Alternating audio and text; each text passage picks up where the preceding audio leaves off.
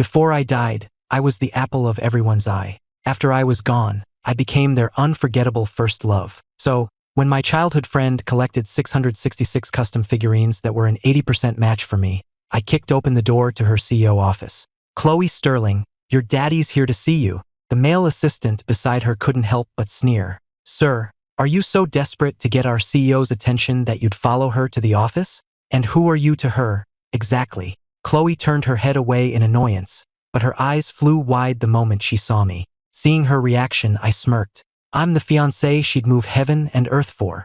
I was about to leap into her arms, but in the next instant, her hand was clamped tightly around my neck. It was only then that I finally sensed something was terribly wrong. Another one who got surgery to look like him, trying to get close to me? Did no one warn you what happens when you try this? Get out now, or do you want me to blacklist you from this city? Make a choice. I swung my hand and slapped her hard across the face. Chloe, are you insane? Why are you choking me? I didn't hold back, and the force of the slap left a bright red mark across half of her face. The drunken haze in her eyes seemed to clear slightly, as if she never imagined I would actually strike her. Her sharp, beautiful eyes stared right at me, a bloodshot crimson creeping into the whites. Her gaze terrified me, and I instinctively recoiled. What do you want? Chloe pressed her lips into a thin line, saying nothing, her expression turning bleak and unreadable. You'd better let me go. If my sisters find out about this, they'll never forgive you. I kept my head down, unable to meet her eyes.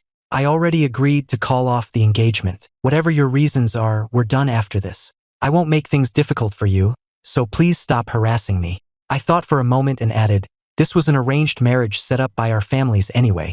It's not like I was that invested in it. We just cleared everything up at the restaurant. When I get home, I'll tell my family that I'm the one who doesn't like you, so you won't get into any trouble. Now, can you please let me go? Chloe's unfocused eyes instantly snapped into focus. She grabbed my wrist, her voice trembling slightly. Which restaurant? I jumped, startled again. Something about Chloe felt very, very off. It was the same face, but in just a few hours, she seemed to have aged years. Her once soft bangs were now styled like my oldest sister's, making her look like a woman pushing 30. She was still beautiful, though. I snapped out of it and slapped her hand away, frowning in confusion. Are you drunk? I was at the Riverbend Apartments, right by the university. Chloe, what is wrong with you? You're acting crazy. Chloe stared at me, the rims of her eyes suddenly turning a deep, raw red. Just then, we heard footsteps outside, and the door swung open. A young man walked in carrying a glass. Chloe, here, drink some lemon and honey water.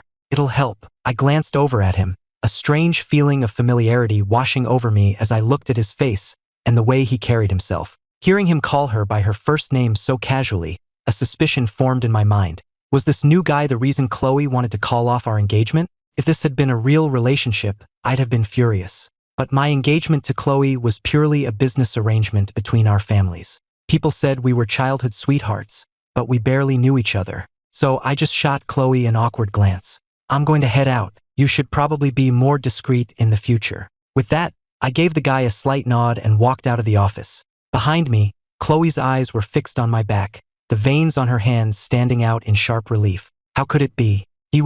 Chloe snapped back to reality, swatting the glass of honey water away. She stumbled out of the office after me, but the hallway was completely empty, as if I had been nothing more than a figment of her imagination. Meanwhile, I hailed a cab and headed home. It was past midnight, but surprisingly, all the lights in our mansion were on. I hesitated for a moment, wondering if my sisters were waiting up to give me a lecture.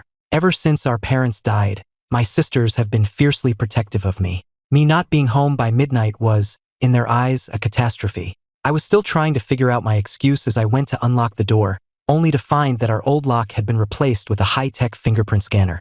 This was just too much. They changed the locks and didn't even bother to tell me. Furious, I rang the doorbell. No one answered for a long time, though I could faintly hear the thumping of loud music from inside. What the hell? On a whim, I lifted the keypad cover and typed in my birthday.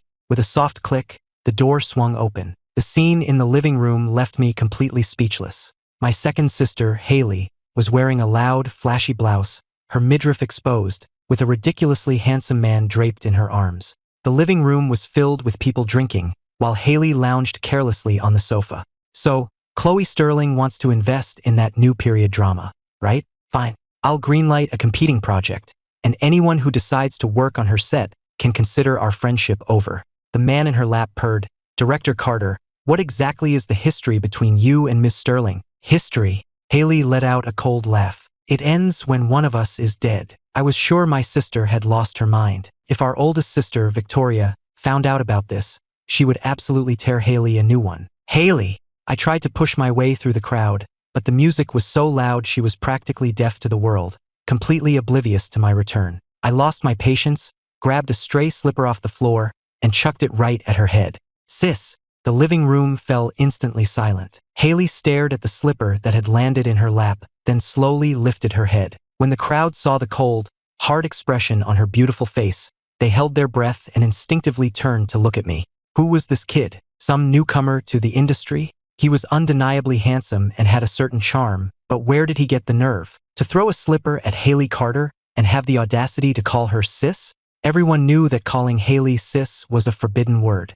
A rising star had tried to get on her good side by calling her that once and was immediately blacklisted. Everyone braced for an explosion, but to their astonishment, she just stared at me, frozen, as two streams of tears began to roll down her cheeks.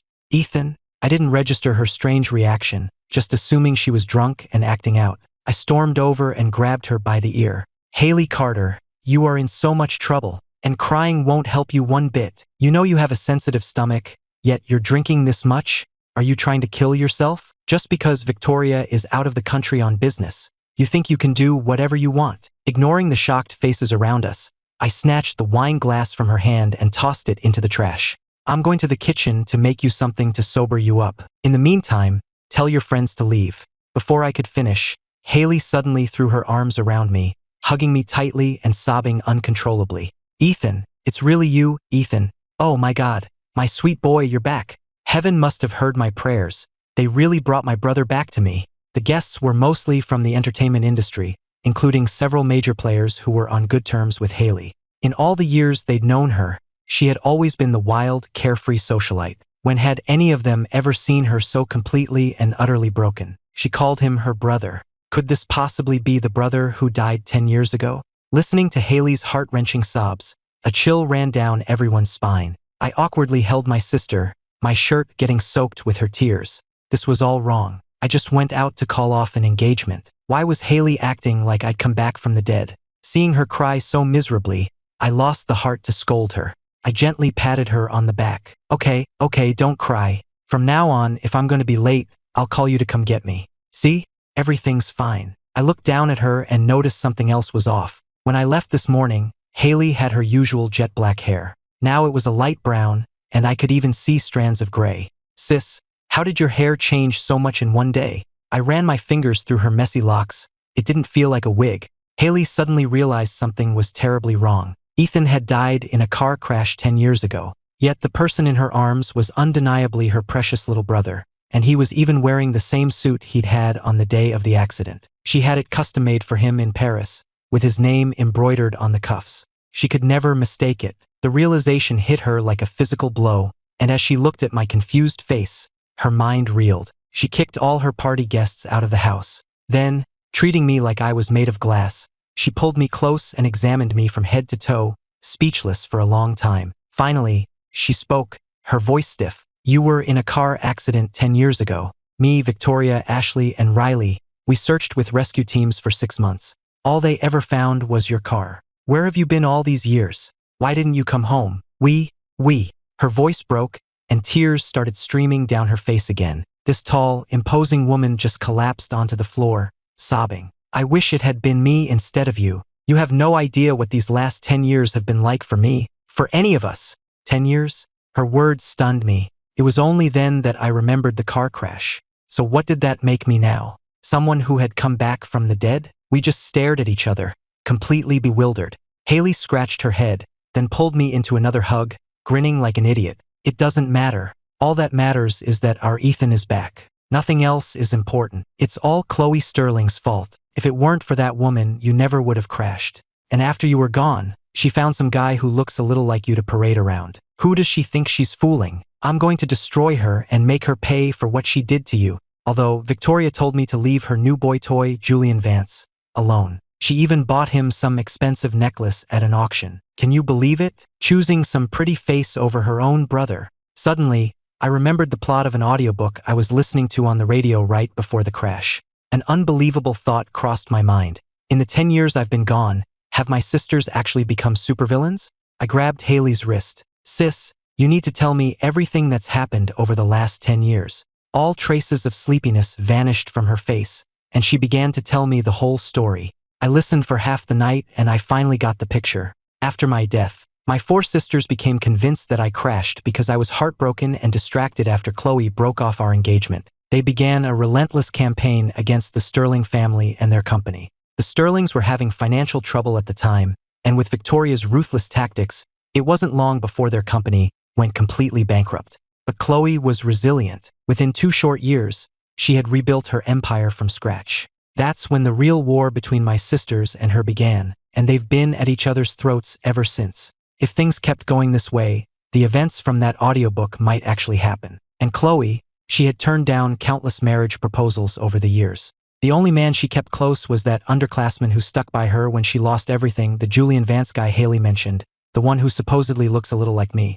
Connecting this to the plot of the story, I clenched my fists. Chloe probably broke up with me because of him. If they were the main characters, then my sisters and I were just the disposable side characters, the villains destined to fail. To be fair, I couldn't completely blame her. We had no feelings for each other, so calling it off made sense. But then my sisters ruined her life over a misunderstanding, so it was only logical that she would fight back. But now that I'm back, I will never let that story's tragic ending come to pass. Sis, my accident had nothing to do with Chloe.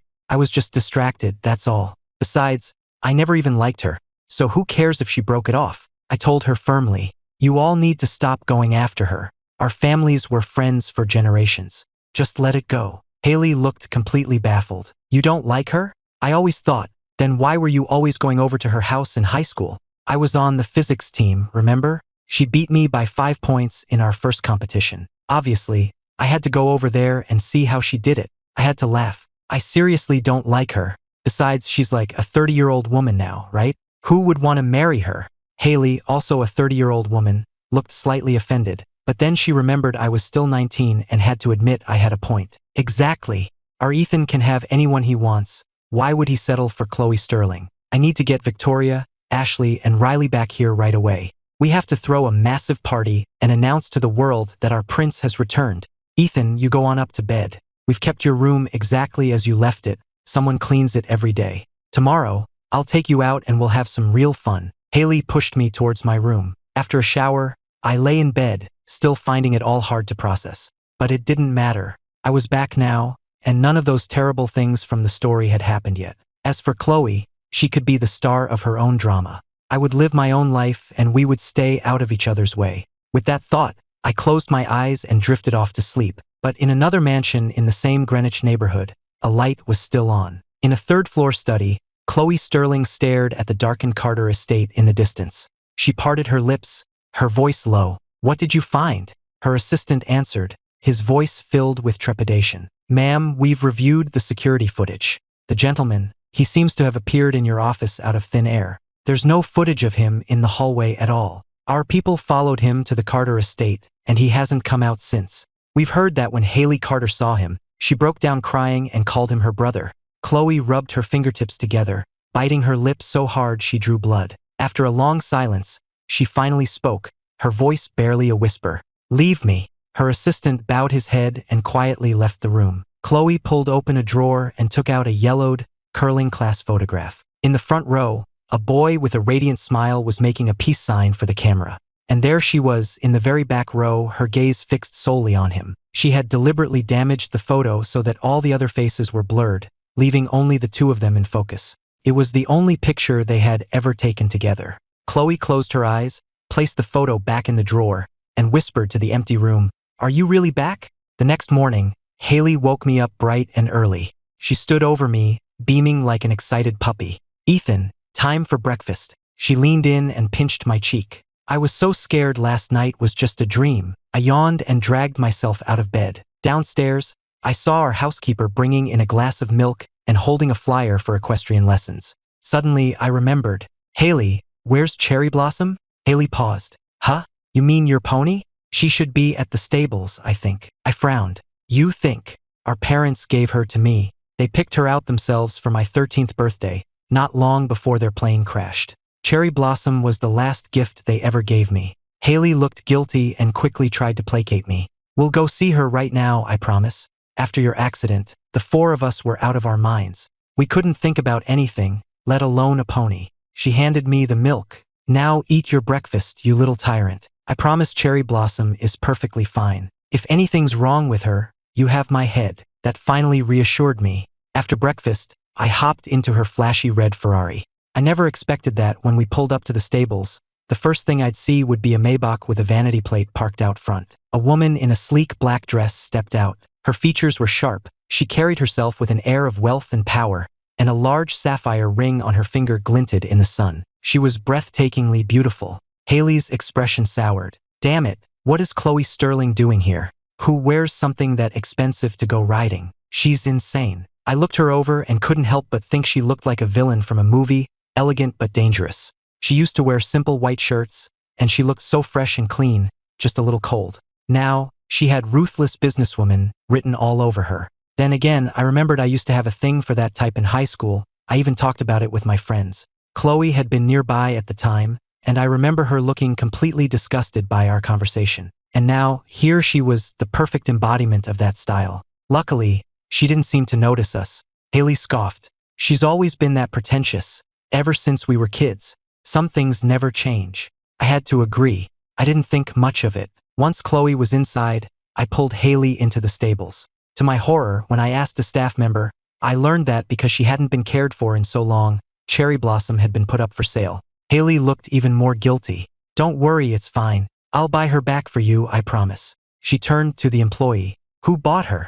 Give me their contact information. The man checked his records. Actually, the new owner just arrived a little while ago. She's in stall number 3 right now. You could probably just go talk to her. The pony is there too. I quickly thanked him and hurried over. When I got to stall 3, I was shocked to see Chloe again. And with her was that guy from her office, the one who looked a little like me. The young man was staring at Cherry Blossom, his eyes wide with admiration. Chloe, she's beautiful. Can I ride her? Chloe, now in riding clothes, answered in a low voice. Let's find you another horse. This one has a bit of a temper. She's not for you. The man smiled, stroking Cherry Blossom's mane. But I want to learn. You can teach me, right? Cherry Blossom snorted and shied away, clearly uncomfortable with his touch.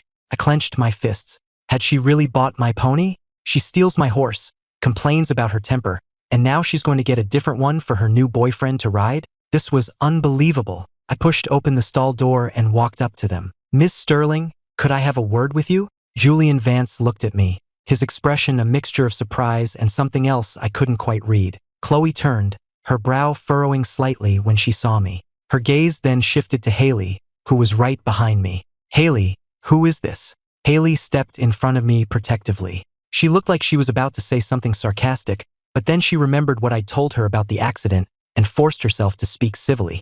It's Ethan. He's back. The hand Chloe was holding the reins with trembled. Her eyes fell on me, her expression a perfect mask of confusion. Ethan? How is that possible? She had deliberately arranged for those flyers to be distributed in our neighborhood, betting that I would come to see Cherry Blossom. She never expected it to actually work. Thank God she had bought the pony. The familiar scent of him filled her senses, and she struggled to keep her expression neutral, her palms slick with sweat. It's a long story, but the short version is, I'm back. I chose my words carefully. Would you be willing to sell Cherry Blossom back to me? You can name your price. I know my sisters went too far, but they only did it because they misunderstood the situation with me. I'm truly sorry for that. If you want some kind of compensation, we can talk about it. But before I could finish, Chloe shook her head. I'm afraid that's not possible. Why not? Is something wrong with her? Are you kidding? What could possibly be wrong with her? I stared at Chloe in disbelief. She's a horse. It's not like she has a job to go to, right?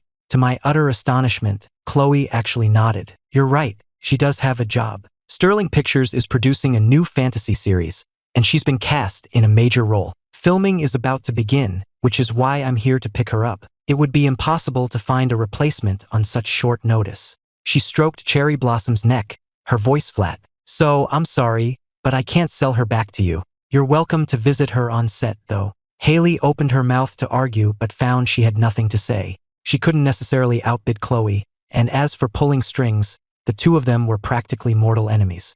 Only Julian, standing to the side, quietly clenched his fists. The original script hadn't called for a horse, but late last night, Chloe had suddenly ordered the writers to do an emergency rewrite, and now here she was, personally picking up this specific pony. He had thought it was strange, but now, seeing this boy, Ethan, it all made sense. Chloe was doing all of this for him, but her long-lost first love, hadn't he been dead for years? I looked at Cherry Blossom, then back at Chloe and Julian, my mind in turmoil. I didn't want to get involved with them, but I couldn't just leave my pony.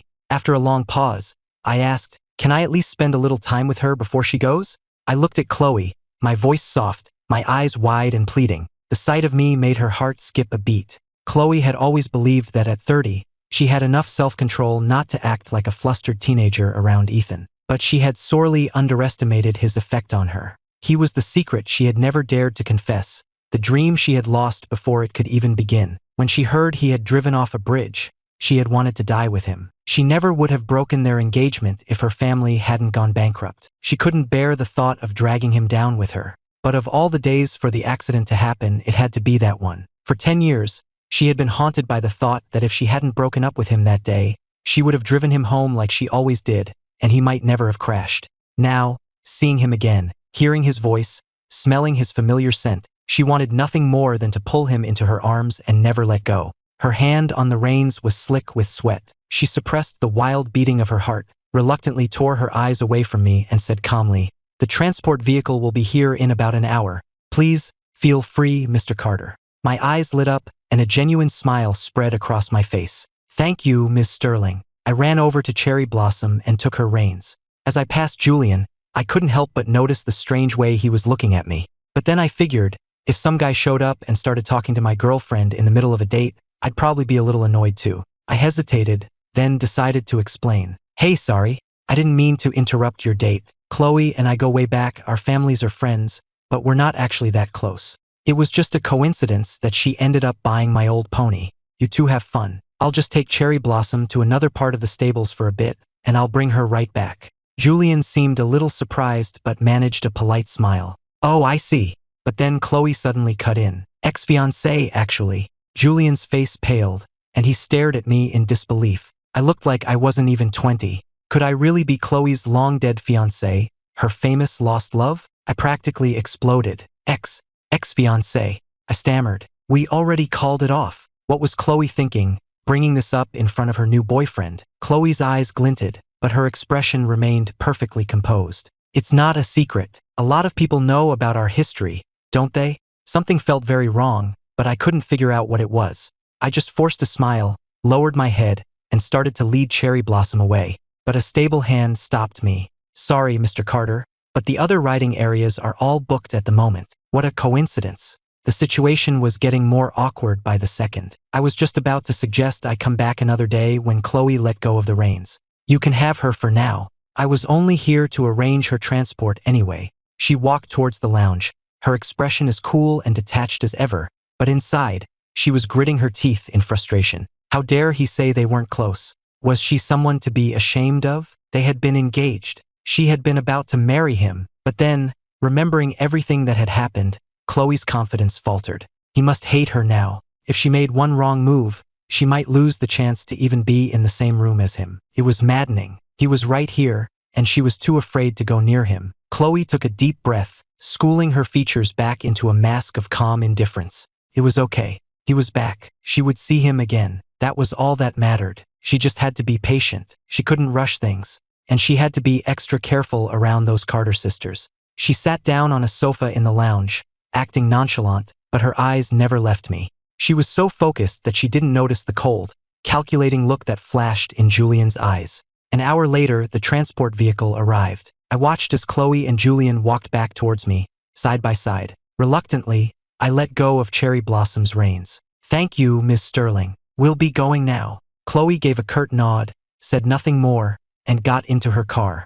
I turned to Haley. "Are Victoria and the others back yet?" Haley gave me a mysterious smile. "Victoria should be just getting back from her trip. She's probably at the office. Riley is in Europe for a race, so she's unreachable. And Ashley is out of the country too. I haven't told any of them you're back. I wanted it to be a surprise. We can go ambush Victoria at her office right now. I guarantee you, she'll cry even harder than I did. I got in the back seat, but halfway there, Haley's phone rang. She listened for a moment, her expression growing serious. Okay, I'm on my way. She hung up and looked at me hesitantly. Ethan, something's come up with Riley.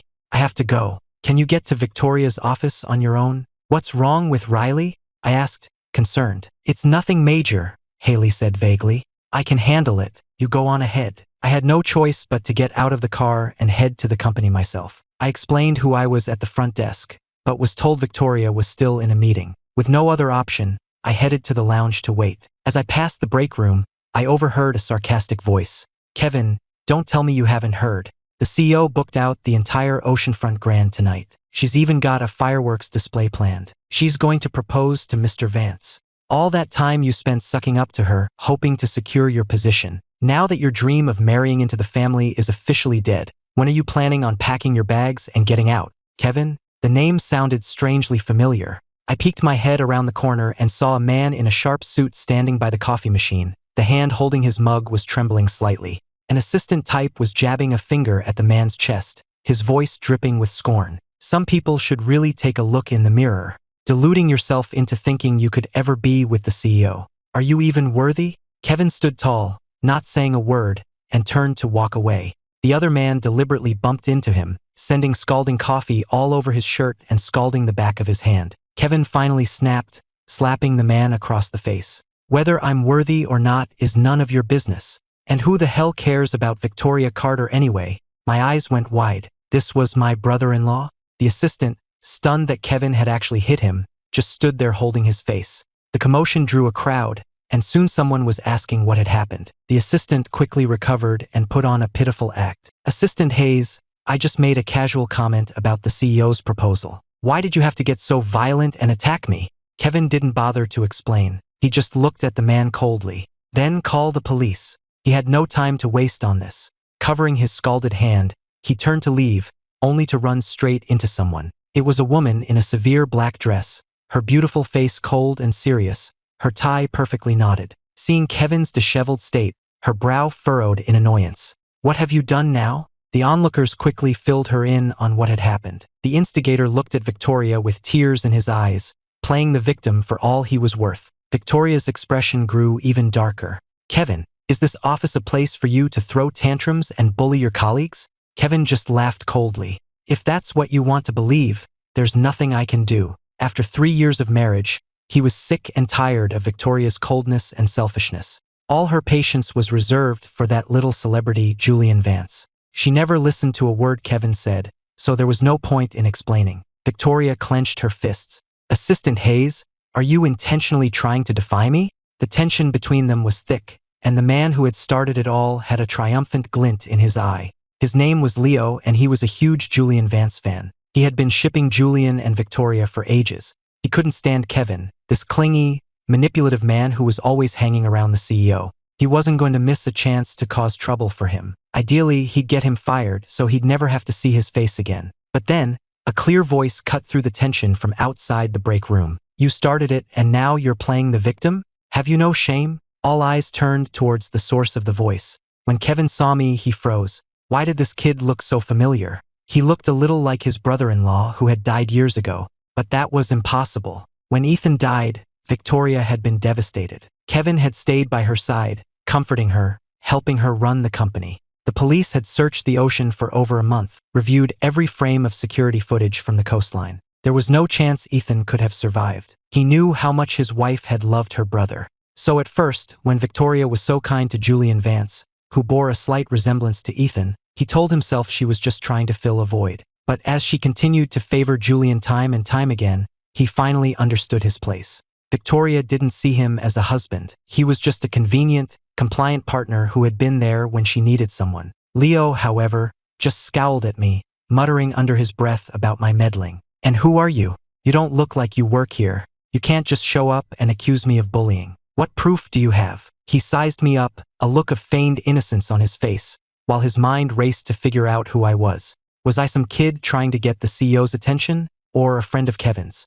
I looked like a fresh-faced graduate, probably not too bright. Nothing to worry about. A look of contempt crossed his face, replaced by one of stubborn innocence. Ma'am, I swear on my life, if I'm lying, may I get hit by a car the second I step outside. Does he dare to make the same oath? I snorted. Are you a child? What's the point of making oaths? I pulled out my phone and walked over to the stunned Victoria. Victoria, see for yourself. I recorded the whole thing. It's been a while. When did you get such a bad temper? Jumping to conclusions and bullying people? What has Kevin ever done to you? If you're going to be so heartless and ungrateful, I'll never speak to you again. But Victoria was just staring at my face, a vein throbbing in her temple. What did you just call me? It was only then that I remembered she didn't know I was back. To her, I had been dead for 10 years. My sudden reappearance was something she couldn't possibly accept. It's me, Ethan. I was trying to figure out how to explain when Victoria let out a cold laugh and shoved me away. My phone hit the floor and shattered.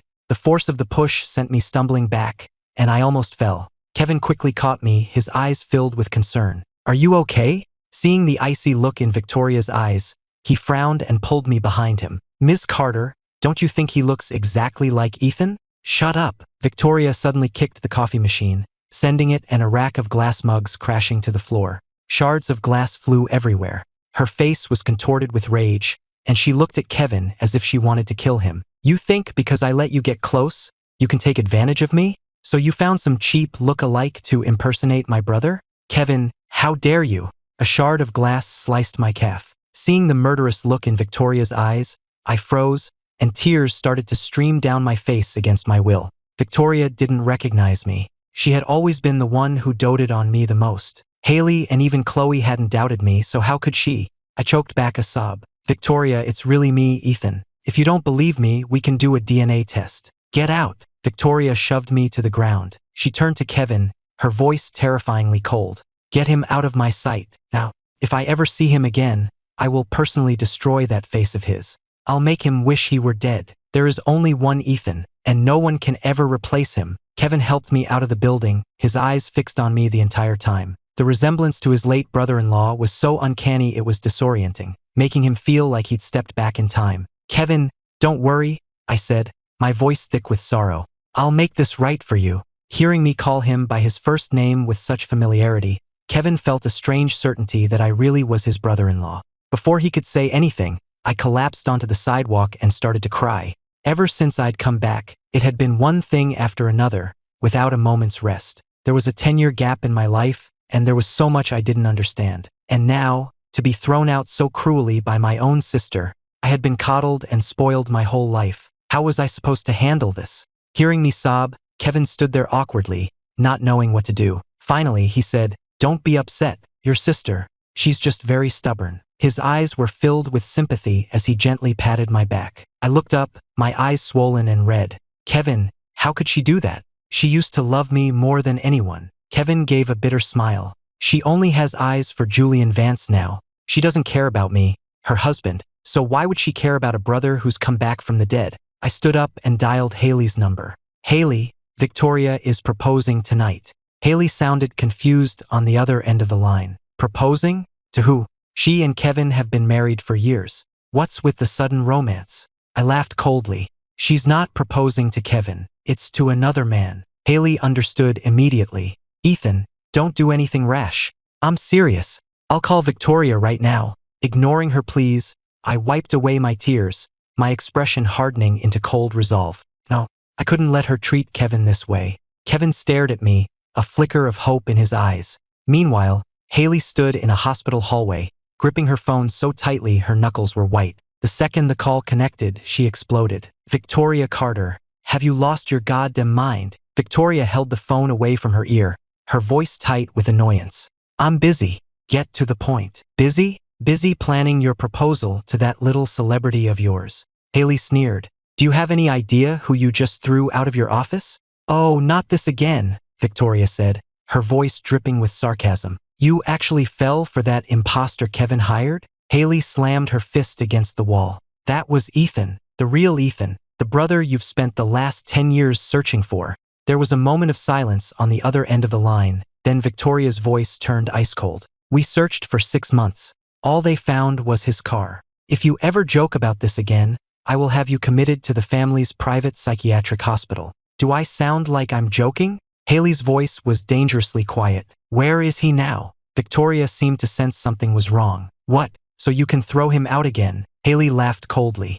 I'm warning you, Victoria. If you dare propose to that fraud tonight, I will make sure that by tomorrow morning, the entire city knows that Kevin Hayes is your husband. Are you threatening me? I'm trying to save you, Haley said, her voice low. You know what Ethan is like. If you really abandon Kevin, he will never forgive you. He'll never call you his sister again. The line went dead, the dial tone echoing in the empty hallway. Haley stared at her dark phone screen and scrubbed a hand over her face. Her dear sister. She'd better not live to regret this. Moonlight flooded the grand ballroom on the top floor of the Oceanfront Grand. Victoria was just about to drop to one knee, and Julian was already looking misty-eyed with emotion, when the ballroom doors were suddenly thrown open. The entire room fell silent, and all eyes turned to the entrance. Victoria frowned and looked over her shoulder, her pupils constricting when she saw who was there. It was me, arm in arm with Kevin, walking in as if we owned the place.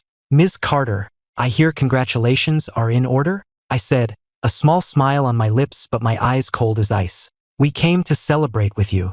Victoria's face went pale. How did you get in here? I laughed, pulled Kevin onto the stage with me, and took the microphone. My voice rang out, clear and steady. Ladies and gentlemen, before Ms. Carter's proposal, I have a brief announcement to make. I turned to face Victoria. My sister, Victoria Carter, has been married for 3 years, and her husband is the man standing right here beside me, Kevin Hayes. The room erupted in gasps and murmurs. What? Victoria Carter is married. Then what does that make Julian Vance? My God, this is scandalous. Julian's face went white as a sheet. He stared at Victoria, his eyes wide with disbelief. Victoria, is this true? Victoria's face was a mask of fury. She lunged forward and grabbed Kevin's wrist. Kevin, there's a time and a place for your jealousy.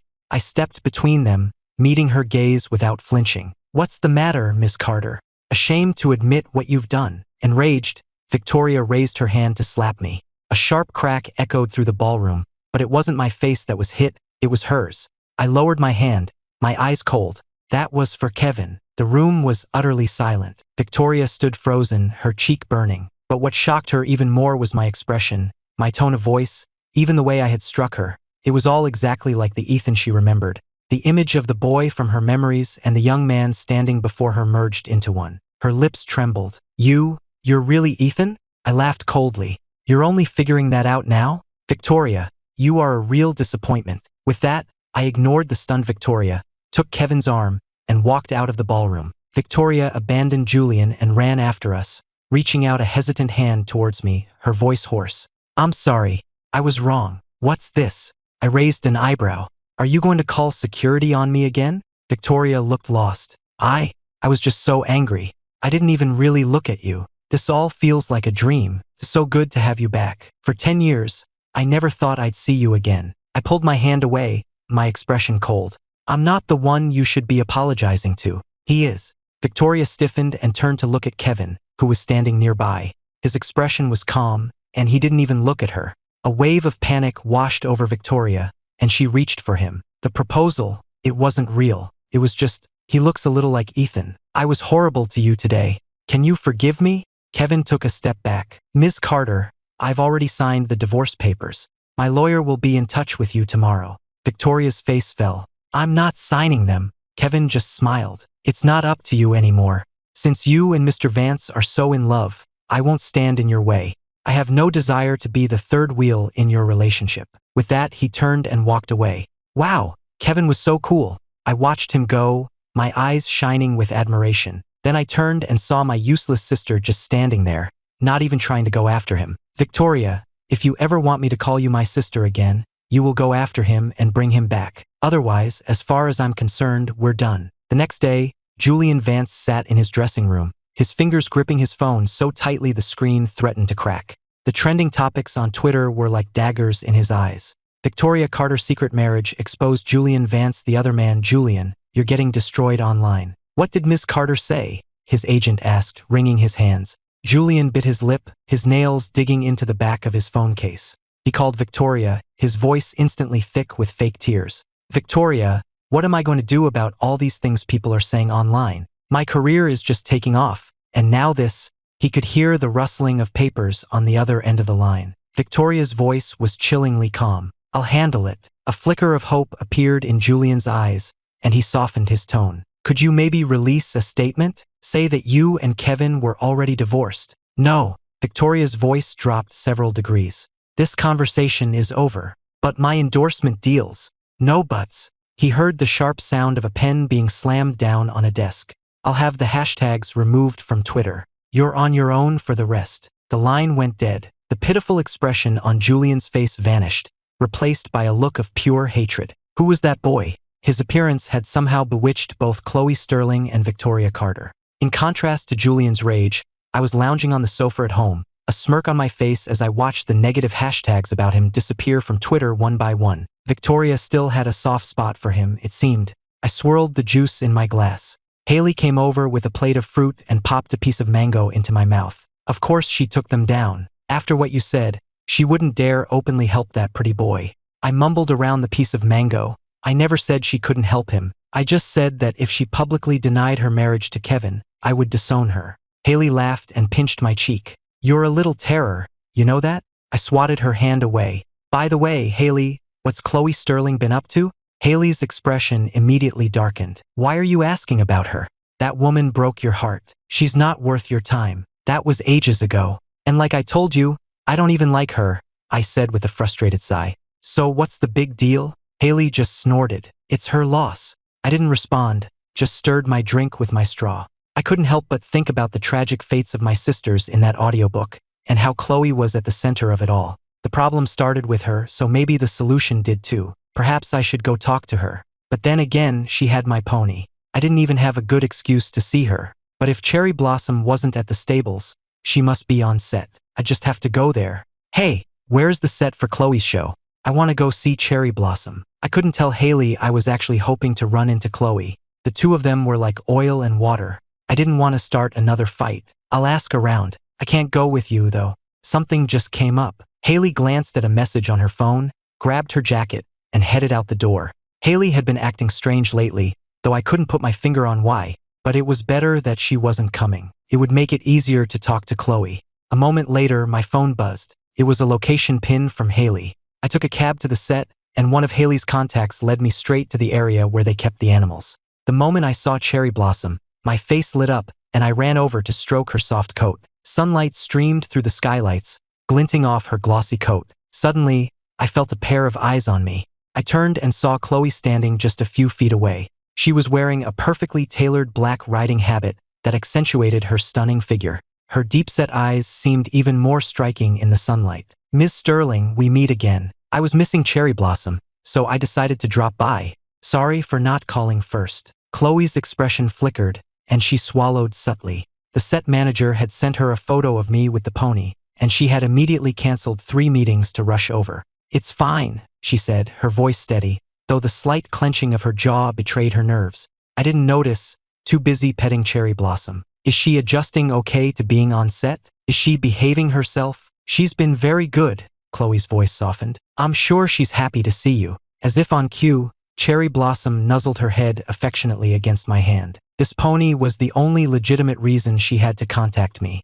I blinked. Well, even though you're her owner now, thank you for taking such good care of her. Can I buy you a coffee to say thanks? This was a rare chance to be alone with him. Chloe lowered her eyes to hide the emotion in them, and after a moment's pause, she nodded. From the shadows of a nearby corner, Julian watched, his nails digging into his palms. He had come to the set to ask Chloe for help with the negative press, and had been told she was with the animals. He had followed her here only to find this scene. The way Chloe was looking at me was so tender it could melt glaciers. It was a look of complete devotion, a look he had schemed and plotted to get for himself, but never had. So that's how it was. Julian sneered, a malicious glint in his eye. We should probably leave separately, I suggested. This place is crawling with paparazzi.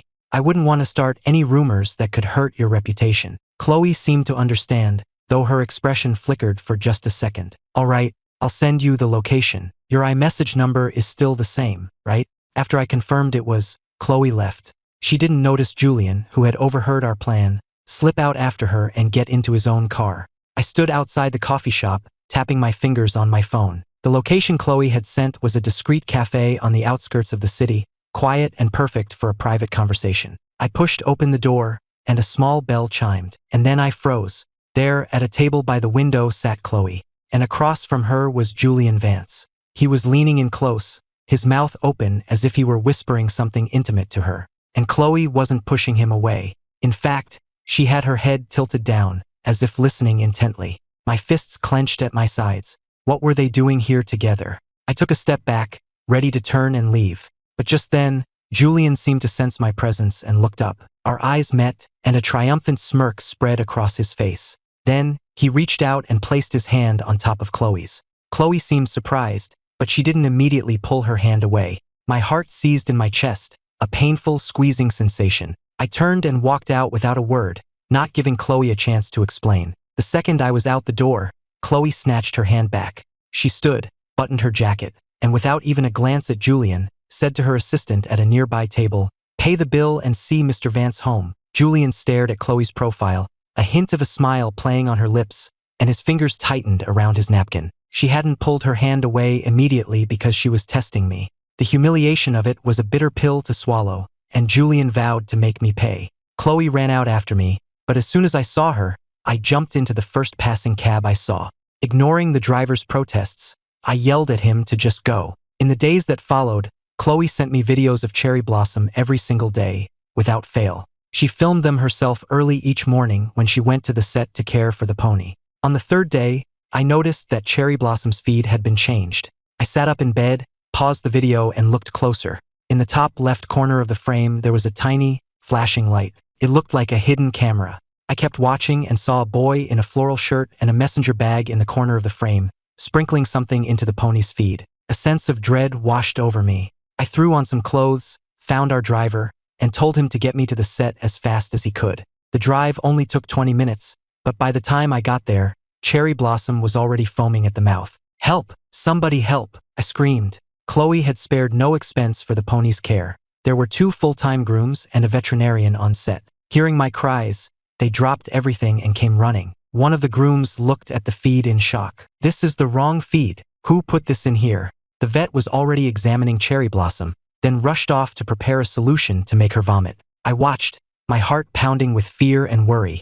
"Luckily, we caught it early," the vet said. "She didn't eat much and she's thrown it all up. I'll give her something to settle her stomach, and she should be fine." I let out a breath I didn't realize I'd been holding and went to stroke Cherry Blossom's neck, my mind starting to clear. Someone had waited until the grooms and the vet were gone, then grabbed the wrong feed, put it in her trough, and added something to it. I asked the grooms to keep a close eye on her and started to wander around the set. It was a weekend, so there were a lot of visitors. I searched everywhere, but I couldn't find the boy in the floral shirt from the video. He might have changed his shirt, but he hadn't thought to change his bag. That was a mistake. I spotted a boy filming some foals in a nearby pasture. He was carrying the exact same messenger bag as the boy in the video, and it was covered in pins and keychains, all of them Julian Vance merchandise. This was no coincidence. A Julian Vance fan here, able to single out and poison this one specific pony. It was obvious who was behind this. I followed the boy, and sure enough, he went back to Cherry Blossom's stall to check on her, filming with his phone. When he saw that Cherry Blossom was fine, he bit his lip in frustration. "Oh, sorry," I said, accidentally bumping into him and knocking him to the ground. "I knocked your phone out of your hand. Let me get that for you." I snatched it up before he could react. Just as I suspected, he was sending a video to a Julian Vance fan group chat. It had to be one of his official fan clubs. I blocked the kid's view with my body and quickly took a picture of his phone screen with my own. The kid's face went pale. He snatched his phone back and ran off without a word. I immediately headed to the main set, pretending to be a fan hoping for a photo with Julian. I got there just in time to see him, still in costume, being helped back to his trailer by an assistant. Mr. Vance suffered from heat stroke during the last take. "He's not seeing anyone right now," his assistant said, blocking my way. "If you're really a fan, you should understand. I have something to tell him about Chloe Sterling. You'd better go ask him if he wants to hear it." The assistant reluctantly went to relay my message, but returned with security guards. "Mr. Vance is waiting for a doctor.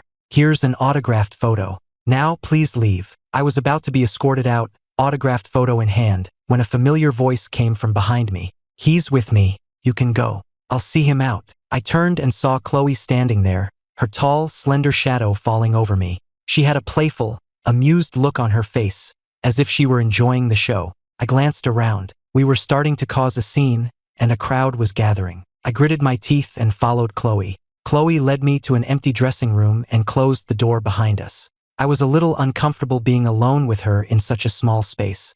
I quickly pulled out my phone and showed her the evidence I had collected. When I was done, I glared at her. "Control your boyfriend," I said. "Cherry Blossom didn't do anything to him." I turned to leave, but Chloe grabbed my arm. If it were really him, he would. Just as she predicted, I frowned, grabbed her by the shoulders, and aimed a knee at her stomach. But this time, she was ready for it and blocked the blow with her hand. She had grabbed my arm just like this once before, after I won a track meet in high school. She had been about to confess her feelings for me, but I had been taking martial arts, and I hated being treated like I was weak. I had kneed her so hard she couldn't eat for a day. My eyes widened in surprise. "Looks like you learned your lesson," I said. "You know how to defend yourself now." Could it be? Could it really be him? Chloe let go of my arm and just stared at me, her mind reeling. His nose, his eyes, his eyebrows, they were all exactly the same. But time was supposed to be the great equalizer. How could 10 years have passed without leaving a single mark on him? I was about to leave when the door suddenly swung open. A few actors for the next scene came in, surprised to find the door had been closed. I had been leaning against the door, and I stumbled backwards, caught off guard. Chloe reacted instantly, her long arm shooting out to steady me. The actors saw the two of us in a compromising position and immediately started apologizing. "We're so sorry, Miss Sterling, we didn't realize." My mind went blank. This was bad. They had definitely gotten the wrong idea. And worse, I was sure I saw the telltale red light of a recording camera from somewhere in the crowd. Chloe closed the door again. I quickly stepped away from her, trying to think of an excuse to leave, when my phone rang. "Yeah, okay, I'm on my way." I answered the call, then pretended I had to rush off somewhere, and took the opportunity to slip out the door. Watching me go, Chloe couldn't help but smile. He was exactly the same as he had been 10 years ago, still so endearingly awkward. 10 years and he hadn't changed at all. Was she imagining all of this? Or was it really happening? Chloe was lost in thought. Her assistant's voice brought her back to the present. "Ms. Sterling, your international video conference is about to begin." The warmth in Chloe's eyes vanished, replaced by her usual cool professionalism. "Right?" I hurried out of the studio and let out a long sigh. I glanced at my phone, at the spam call I had just used as an excuse, and let out another breath, pausing on the sidewalk to touch my flushed cheeks. For some reason, my heart was still pounding. What was wrong with me? I wondered. Why was my heart racing over a woman who clearly didn't love me anymore? Her beautiful face flashed in my mind, her deep eyes seeming to whisper secrets. If I had stayed a second longer, I was sure she would have kissed me. No, absolutely not. I shook my head, trying to clear it. Just then, my phone rang, pulling me from my thoughts. "Are you busy? It's Ashley. She's having an episode." It was Haley, her voice frantic and choked with sobs. Before I could even respond, I heard the sound of glass shattering. Then there was a thud, as if the phone had been dropped, and all I could hear was my own frantic voice echoing on the line. "Haley? Haley, what's happening? He's not Ethan. He's a fraud." I heard a despairing cry, and then the line went dead. I stared at my phone in confusion, then hailed the nearest cab. Something was definitely wrong with Ashley. "Ethan died in that crash. You're all being fooled by him," Ashley screamed, stomping on the shattered remains of Haley's phone, repeating the words over and over like a mantra. Haley sat on the sofa, looking weary and resigned. She waved a hand at one of the house staff. "Get me a new phone." "It's not possible. He's not Ethan. He's a fraud. A complete and utter fraud." Haley sighed, looking at her sister's frantic state. As she stood, a doctor hurried into the room. Haley grabbed a pack of cigarettes and a lighter and headed out to the back patio. She lit a cigarette and exhaled a cloud of smoke, finally letting herself relax for a moment. Ashley's condition had only worsened over the years. Victoria had no time for it, and Riley was a different kind of crazy altogether. Without Haley, the whole family would fall apart. I arrived a short time later. "What's wrong with Ashley?" I asked, my voice trembling with anxiety. Haley stopped me before I could go any further. "Ethan, listen to me. When Ashley has one of her episodes, she gets fixated. She can be irrational, even violent. I need you to stay behind me and not get too close to her." "But why? What happened to her?" The Ashley I remembered was a cheerful girl who loved video games. How had she become this person? Haley led me towards her room. The psychiatrist had managed to calm Ashley down somewhat. But when the door opened and I peeked my head in, her eyes locked on me. "Fraud!" she screamed, grabbing the nearest object and hurling it at the door. Haley quickly pulled me out of the way and shut the door. "Why does she keep calling me a fraud?" I asked, completely bewildered. "She saw some video online, and it just set her off. Now she's convinced you're an imposter. Nothing I say helps. Even Victoria called and couldn't get through to her." Haley rubbed her temples, the frustration and exhaustion finally getting to her. She was at her wits' end with Ashley.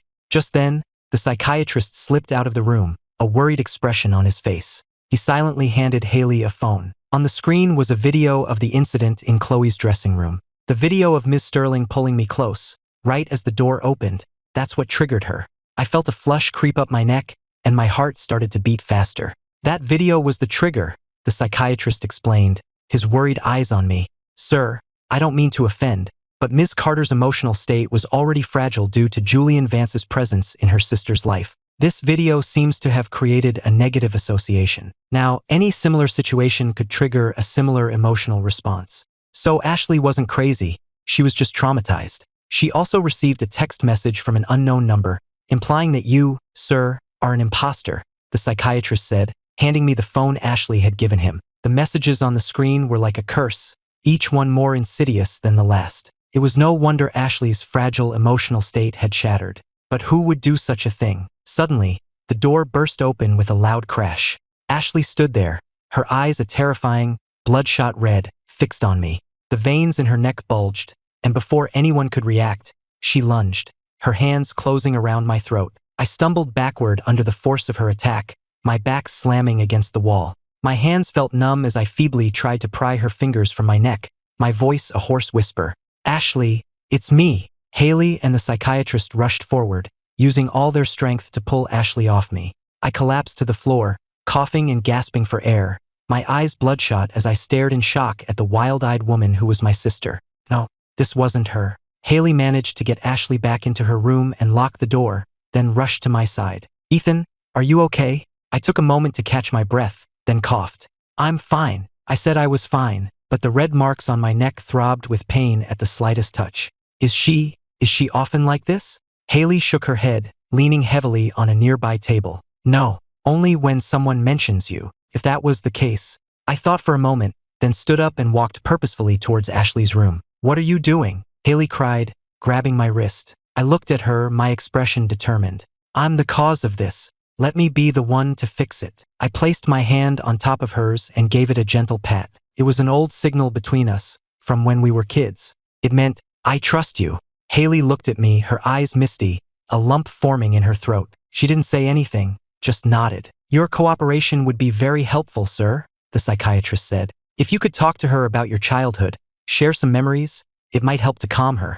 He handed me a disposable mask. Just as a precaution, I put on the mask and slipped quietly into the room. Ashley was sitting in an armchair. The medication had sedated her, but her body still trembled with anxiety, and she seemed dazed and disoriented. Her eyes were closed, but she was still trembling, muttering something unintelligible under her breath. Suddenly, she felt a warm touch on her cold hand. She looked up, her dazed eyes focusing on the sincere, gentle eyes of the boy before her. Ashley's throat tightened. "Ashley, you promised you'd design the most amazing video game for me, and that I'd be the first one to play it." The familiar voice, a voice she hadn't heard in 10 years, echoed in her ears. She started to get agitated. "Mom hated that you loved video games so much. Remember that limited edition gaming PC I got you? You promised you'd keep it forever." My calm voice was like a soothing balm on her frayed nerves. Her breathing evened out, and a single tear rolled down her cheek. I slowly took off my mask. Ashley, it's me. Ethan's home." Ashley stood up and reached out a trembling hand to touch my face. When she realized I was real, she pulled me into a fierce hug. Yes, this was real. Ethan was back. Seeing that Ashley had calmed down, the psychiatrist and I both breathed a sigh of relief. A little while later, with some gentle prompting from me, Ashley told us everything. "The messages were from Julian Vance," she said, her voice clear and steady. Haley knew what her sister was like when she was lucid. If Ashley said it was him, then it was him. My expression darkened. Julian Vance again. Just then, a text message interrupted my thoughts. "Mr. Carter, do you have a moment to talk? This is Julian Vance." So he was making the first move. I typed a one-word reply, "Where?" Half an hour later, we were sitting in a coffee shop. "Mr. Carter, we meet again." Julian pushed a cup of coffee across the table towards me, his eyes raking over me with a look of arrogant disdain. He was acting like he was the one in charge here. I glanced at the coffee, then met his gaze. "What do you want?" Julian took a sip of his coffee, a smug smile on his face. "Mr. Carter, I know your reappearance has made you the center of attention, but disrupting a professional film set? That's rather rude, don't you think?" His eyes narrowed, and a cruel smile played on his lips. "Oh, did production shut down?" I raised an eyebrow. "If I'm not mistaken, you're supposed to be filming right now. Won't your little field trip delay the schedule?" My words left him speechless. "I was on set to see my pony."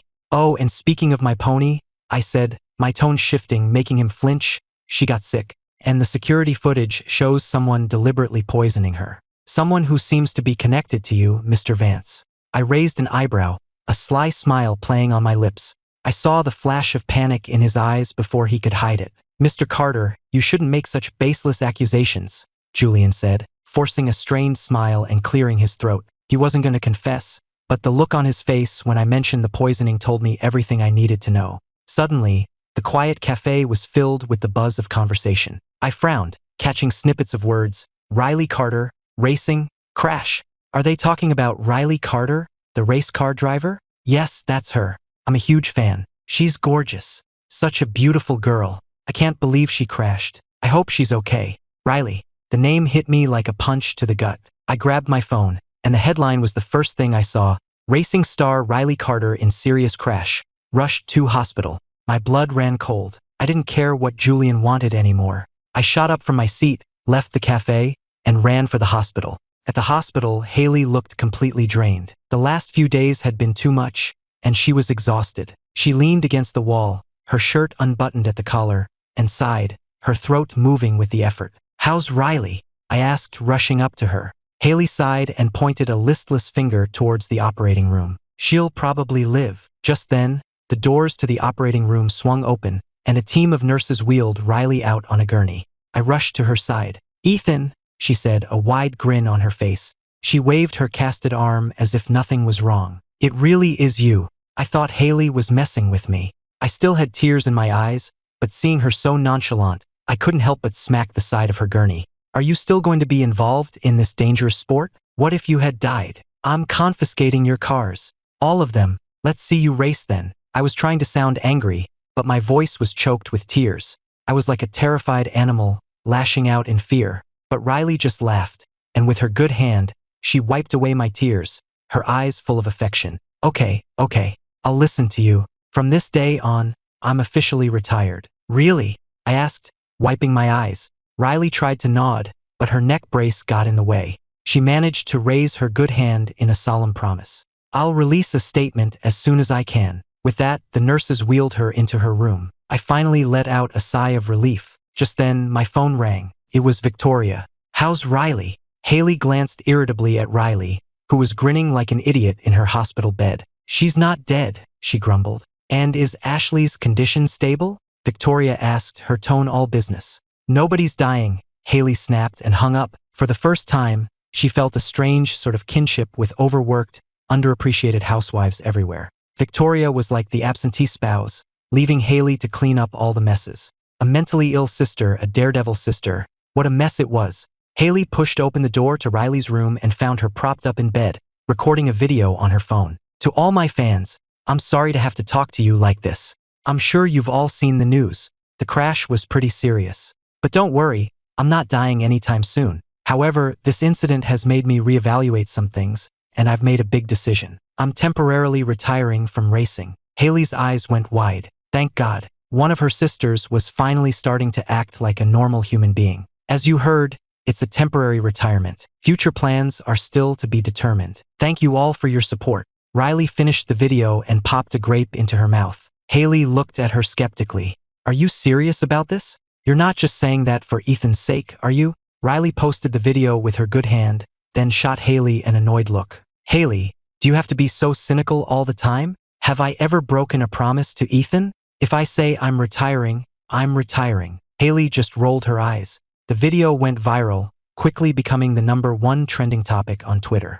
The comments section exploded. No way, she's really retiring. But she's one of the best drivers in the world. She can't just quit. It's such a waste. Will she still post on Instagram after she retires? Riley just turned off her phone, ignoring the online chatter. I came back into the room just as she posted the video, and I nodded in satisfaction. That's more like it. Riley's eyes lingered on me, looking me up and down. Then she glanced at Haley. You know, it's been 10 years, and Ethan hasn't aged a day. You, on the other hand, have enough wrinkles to trap flies. Riley always had a sharp tongue, and even laid up in a hospital bed, she couldn't resist a jab. Haley just shot her a dirty look and muttered, "Shut up. So where have you been for the last 10 years? Why didn't you come home? We were so worried about you," Riley said, her tone finally serious. But it was a question I couldn't answer.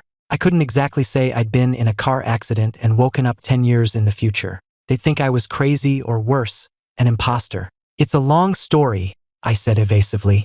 "I'll tell you all about it later." Just then, Riley's phone rang. She answered it with an annoyed sigh, but the person on the other end sounded even more irritated than she did. "Riley Carter, are you messing with me? I entered the next international tournament specifically to race against you, and now you're telling me you're retiring? What the hell is that supposed to mean?" The voice on the other end was practically screaming. "Isn't this a good thing for you?" Riley said, her tone laced with sarcasm. "Now you can finally win a race, you eternal second placer. Your name, Scarlett Reed, will finally be in the top spot. Isn't that what you've always wanted?" Scarlett Reed, the world's most famous second-place finisher. In any race that included Riley Carter, Scarlett was destined to be the runner-up. And since Riley competed in every major race, Scarlett had never once taken first place. "Delete that video right now. I'm not done with you yet," Scarlett demanded. Riley's eyes shifted to me. "I said I'm retiring, and I meant it. I don't have time for these games anymore.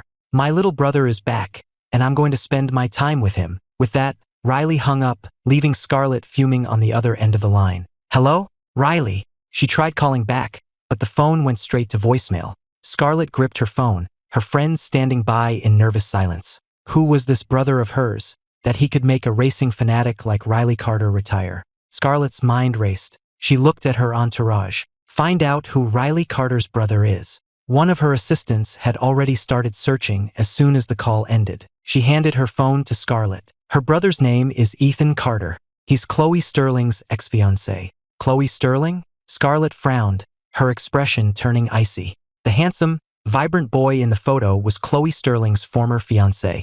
To be engaged to a woman as ruthless and cunning as Chloe Sterling, and to inspire a racing prodigy to retire, Scarlett was intrigued. Who was this Ethan Carter? Back at the hospital, I looked at Riley sternly. "You're going to stay here and rest. No thinking about racing. I'll be here every day to make sure of it." Riley, however, seemed to be enjoying the attention. She nodded stiffly. Okay, I'd love that." Haley rubbed her temples and tossed me a set of car keys. "You can use my car for now, and in the meantime, pick out one you like. I'll buy it for you." I looked at the McLaren keys in my hand and raised an eyebrow. "I think I'll just take this one." "I knew you'd say that," Haley said with a resigned smile. "Fine, it's yours."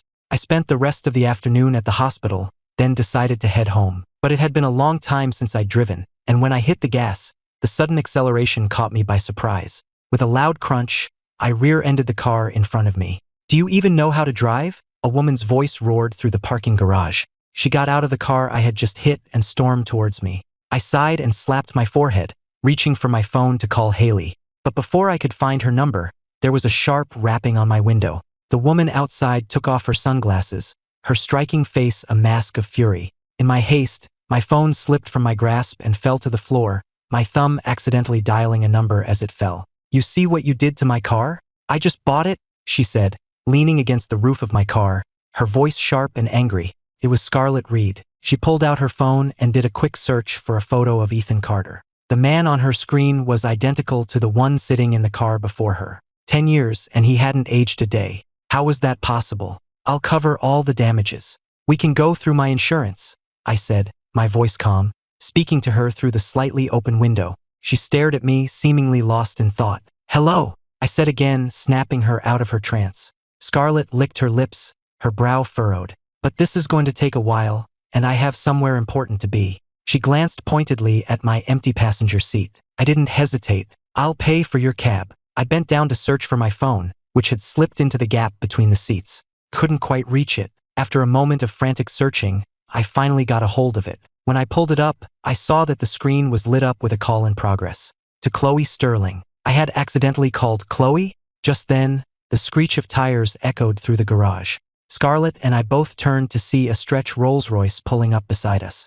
The door opened, and a woman in a power suit stepped out, her long legs striding purposefully towards us. She had an intimidating presence that left me speechless. It was Chloe. Her cold eyes swept over the scene, and her assistant immediately appeared at her side. He turned to Scarlett. "Ma'am, I will handle the details of the accident. Please let me know what you require." Chloe bent down and tapped on my window with her long, elegant fingers.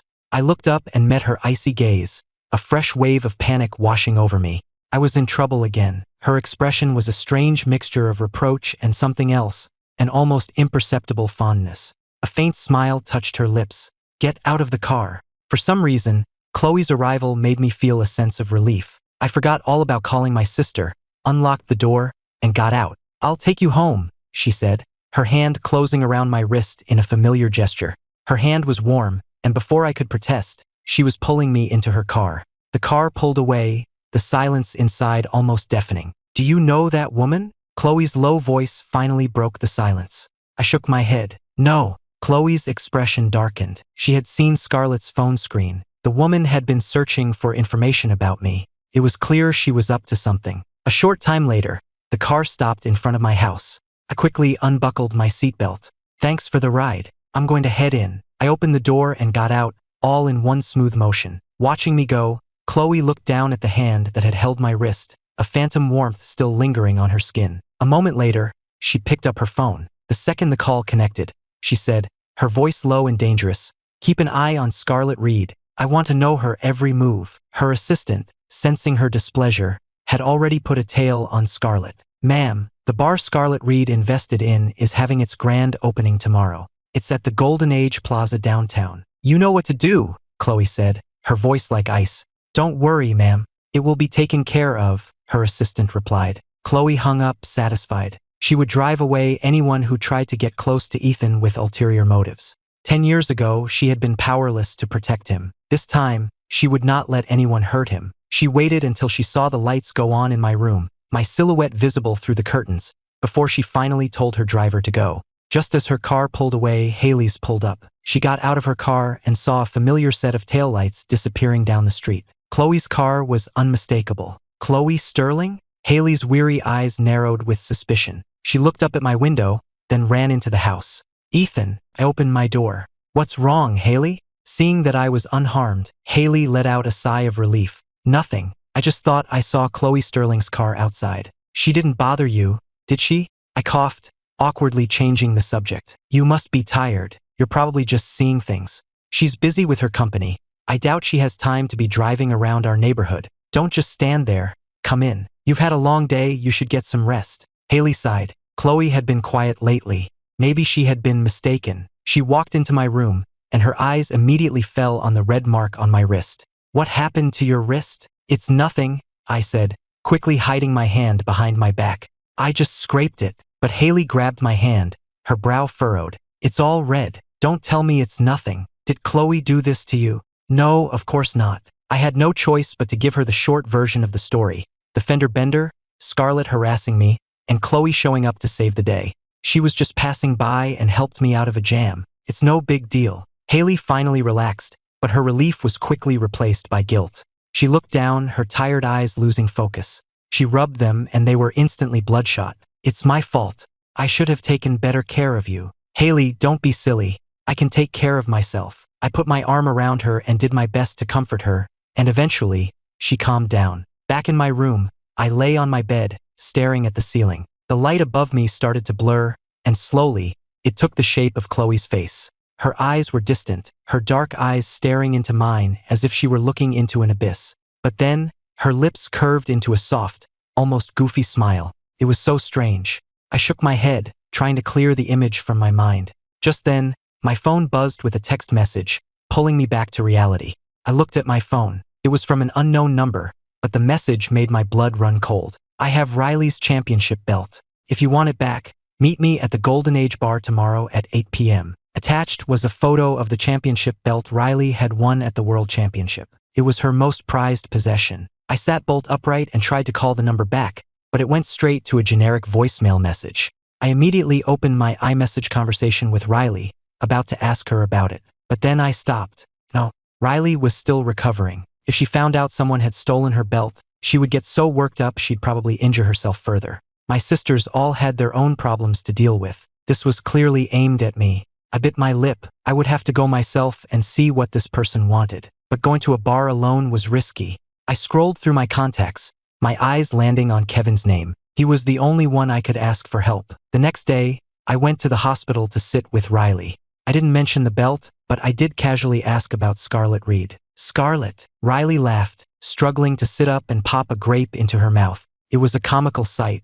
Ah, the eternal second placer. All she thinks about is winning. When I announced my retirement, she called and yelled at me, said I was messing with her.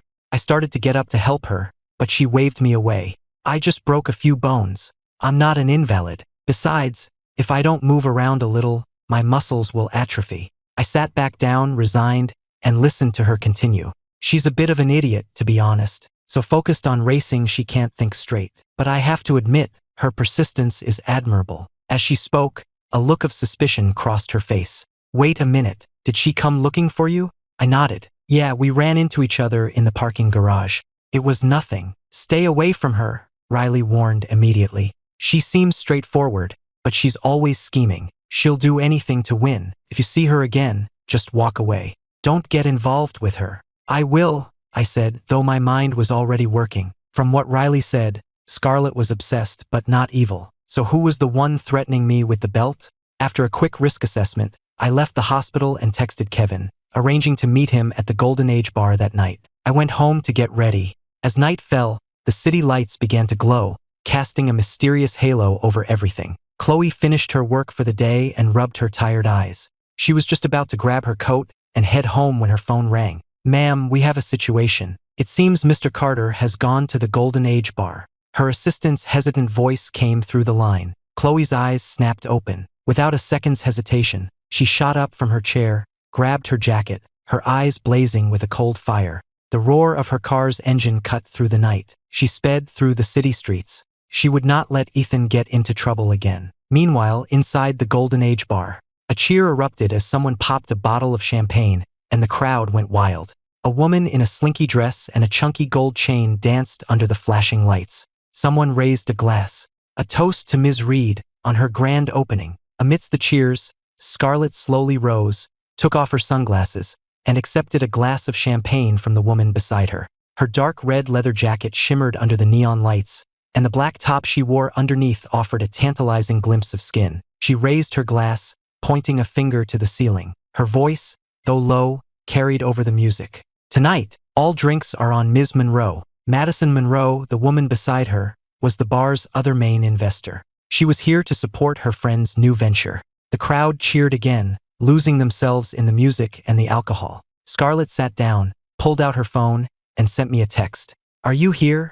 At the entrance to the Golden Age Bar, a bouncer stopped me. Good evening, sir. Do you have a reservation? He was clearly taken with my appearance, his eyes lingering on me as he spoke. I glanced at the new text on my phone and said to the bouncer, I'm a friend of Ms. Monroe's. She's expecting me. Ms. Monroe. His demeanor changed instantly. Of course. Right this way, sir.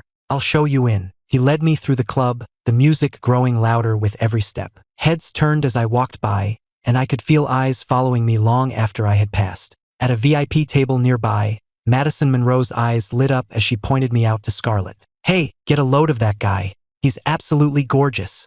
We have to get him to come over to our table. Scarlett looked up, her eyes meeting mine. A slow smile spread across her face as she stood and walked over to me. Mr. Carter, fancy seeing you here. My expression remained cold. Where's the belt? For a second, Scarlett looked stunned. She quickly looked down, trying to hide the panic in her eyes, but it was too late. I'd already seen it. Is this fun for you, Ms. Reed? I called her out, my voice dripping with contempt. Your little deception was pathetic. Honestly, with a brain like yours, I'm surprised you can even navigate a racetrack. Scarlett gritted her teeth. If there was one thing she couldn't stand, it was someone questioning her skills. But looking into my mocking eyes, she found she had no comeback. I sidestepped her and walked over to their booth, sitting down on the plush sofa. I looked up at her, my expression hard. I don't have time for games. Give me the belt. A flash of anger appeared in Scarlett's eyes. She spun around and sneered. You want the belt? Fine, but you're going to have to win it back. With a wave of her hand, Madison understood and quickly ushered the other guests away from the table. A moment later, a waiter appeared with 2 sets of dice and 6 empty shot glasses, which he arranged in the center of the table. Russian roulette, Scarlett said, picking up a dice cup, her voice laced with challenge. The rules are simple. We take turns rolling. If I roll a 3, I pour a shot. If you roll a 3, you have to drink every shot on the table. Last one standing wins the belt. She raised an eyebrow, a confident smirk on her face. She was famous for being able to drink anyone under the table. She was sure she could handle some pretty boy. The crowd around us murmured in excitement. He's finished. Doesn't he know Scarlett can drink anyone under the table? This isn't even a fair fight. Several people were looking at me like I was prey, eagerly waiting for my humiliation. I, however, was unfazed. I lifted my dice cup, a 3. Without hesitating, I picked up a shot glass and downed it in one go. The crowd cheered. All right, this kid's got guts. I set the empty glass down and wiped my mouth. I had taken a sobriety supplement before coming in. The worst I'd feel later was a little dizzy. There was no way I was leaving without that belt. The cold, determined look in my eyes only seemed to fuel Scarlett's excitement. She raised an eyebrow, picked up her dice, and began to shake. Under the flashing lights of the club, the crowd's cheers grew louder with every round. The rattling of the dice was lost in the thumping music, but everyone at the table was on the edge of their seat. Just then, Scarlett's personal phone started buzzing, but she was so caught up in our game that she didn't even notice. Scarlett, it's your fiancé, Madison said, frowning as she held out her own phone. The name Kane was lit up on the screen. Scarlett shot the phone an annoyed glance, snatched it from Madison's hand, and unceremoniously dropped it into a tall glass of whiskey. The phone buzzed twice, a desperate plea for help, before the screen went dark. Her eyes then snapped back to me, and she pointed at my dice cup. Reveal! Meanwhile, Kevin was waiting outside the bar. He kept checking the time, then refreshing his iMessage chat with me. Ethan had been inside for almost half an hour with no word. Had something gone wrong? He couldn't wait any longer.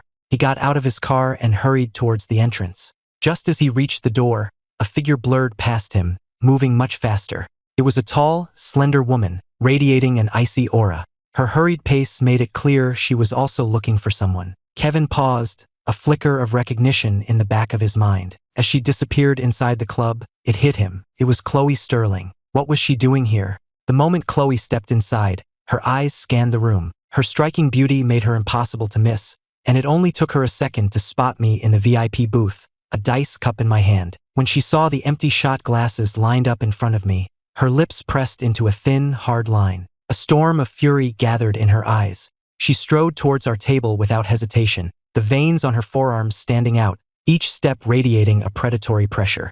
Sorry, sweetie, there's a dress code for this table, and you're a little too corporate, one of Scarlett's friends said, blocking Chloe's path. She looked Chloe up and down with a dismissive sneer. You don't get it, do you? You don't fit the vibe. What's with the suit? Trying to play CEO? Look, the bar over there is hiring. Maybe you should try your luck. A nasty smile spread across the woman's face as she took a large gulp of her drink. Chloe's eyes narrowed. She glanced past the woman at the others at the table. Slinky dresses, leather jackets, ripped jeans. It was true, her business suit was completely out of place. Slowly, deliberately, she shrugged off her suit jacket and tossed it onto a nearby couch.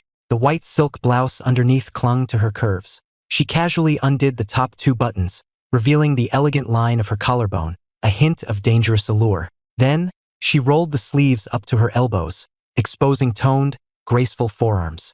All the while, her eyes never left the woman blocking her path, her gaze sharp and intimidating. Then, in a sudden movement, Chloe's hand shot out and grabbed the cheap, chunky necklace around the woman's neck, ripping it off with a sharp tug.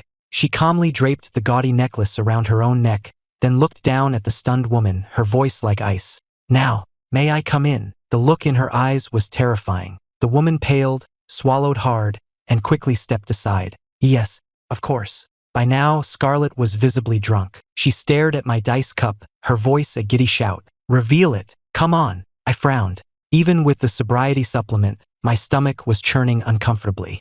I took a deep breath and reached for the fifth shot glass. Suddenly, a warm hand closed around my wrist, stopping me.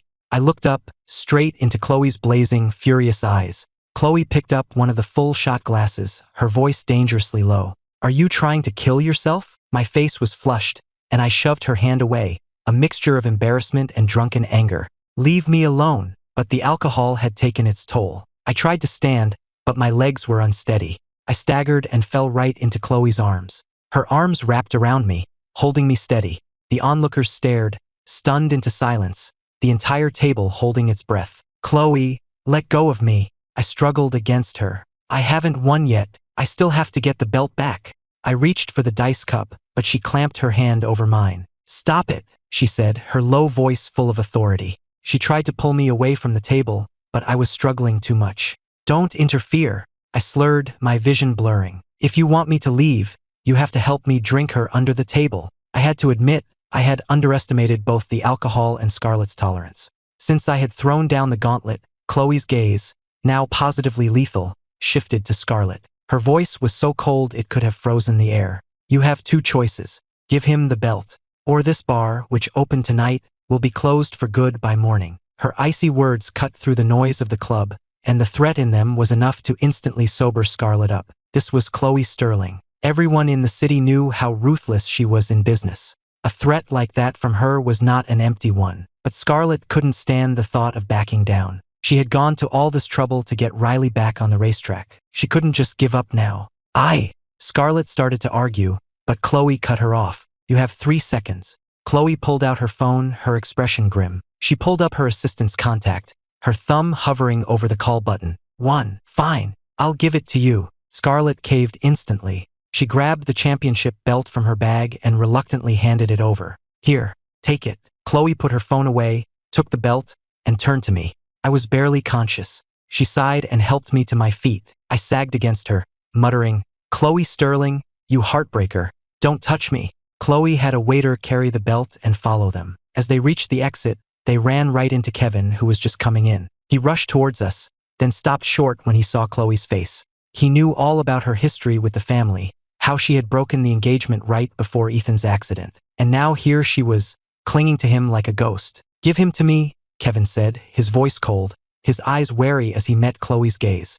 Chloe gave him a cool look. "He's drunk. You can't handle him by yourself. You drive his car. I'll take you both home." Her tone was icy, but the look she gave me was filled with genuine concern. She couldn't bear to think what might have happened if she'd arrived any later. For a moment, Kevin was confused. Did Chloe Sterling hate Ethan, or was she in love with him? He stared at her for a long moment before finally nodding. Getting Ethan home safely was the priority. As they left the bar, I was still struggling in Chloe's arms. "Riley's belt. Can't pass out. Haven't gotten the belt back yet." Chloe's hand tightened on my waist. "Be still," she whispered. "We have the belt." Her familiar voice was like a cool breeze, cutting through the alcoholic haze in my mind. I slowly opened my eyes, but my vision was blurry, and I couldn't make out her face. "Who are you?" I asked, my cheeks flushed, my expression as dazed and helpless as a lost kitten's. Chloe didn't answer. She helped me into the passenger seat of Kevin's car, then handed him the championship belt. "I'll leave him with you." Kevin was stunned by her unexpectedly civil demeanor. In business, she was known for being utterly ruthless, and her battles with Victoria were legendary. Tonight, she seemed like a completely different person, but his prejudice was too deeply ingrained. "You don't need to worry, Miss Sterling," he said coolly. "My relationship with Ethan is, naturally, much closer than yours." With that, he took the belt, gave her a curt nod, and got into the car. Chloe rubbed her temples, then ripped the cheap necklace from her neck. She gave it a look of disgust before tossing it into a nearby trash can. She glanced back at the Golden Age bar, her eyes turning hard and cold. Scarlett Reed. This wasn't over. Just after Chloe left, a fire engine red Lamborghini screeched to a halt in front of the bar.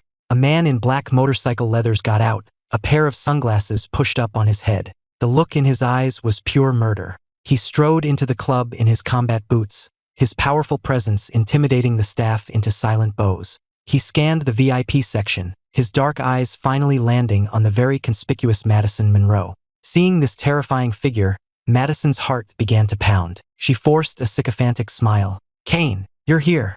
Come sit. Can I get you a drink?" She held up a nearby glass. The man ignored the offered drink. "Where's Scarlett?" he asked, his voice cold. "Scarlett, she's—" Madison's eyes darted around, trying to come up with a lie, but just then, they heard footsteps approaching. Scarlett staggered out of the restroom. She had just been sick, and while she looked a little better, she was still fuming over her loss. "You tell Ethan Carter I'm not afraid of him," she yelled, her voice full of drunken bravado. Madison rushed over and clamped a hand over Scarlett's mouth, then turned to Kane with a nervous smile. "Kane, she's just drunk and talking nonsense. Don't listen to her." "Who is Ethan Carter?" Kane's question was quiet, but it carried a heavy weight. Scarlett shoved Madison away and leaned towards him, a smug, drunken smile on her face. "Ethan? He's Riley Carter's brother. Pretty cute, don't you think?" She pulled out her phone, found the photo of me she had saved from the internet, and showed it to him. The look in Kane's eyes turned murderous. His eyes were fixed on the screen. Then, slowly, he reached out, grabbed Scarlett's ear, and twisted. "Ow! That hurts." The sharp pain sobered her up instantly. "Kane, I'm sorry. Let go." Kane, Scarlett's fiancé, was known for his violent temper. He gritted his teeth, his eyes boring into hers. "Feeling brave, are we?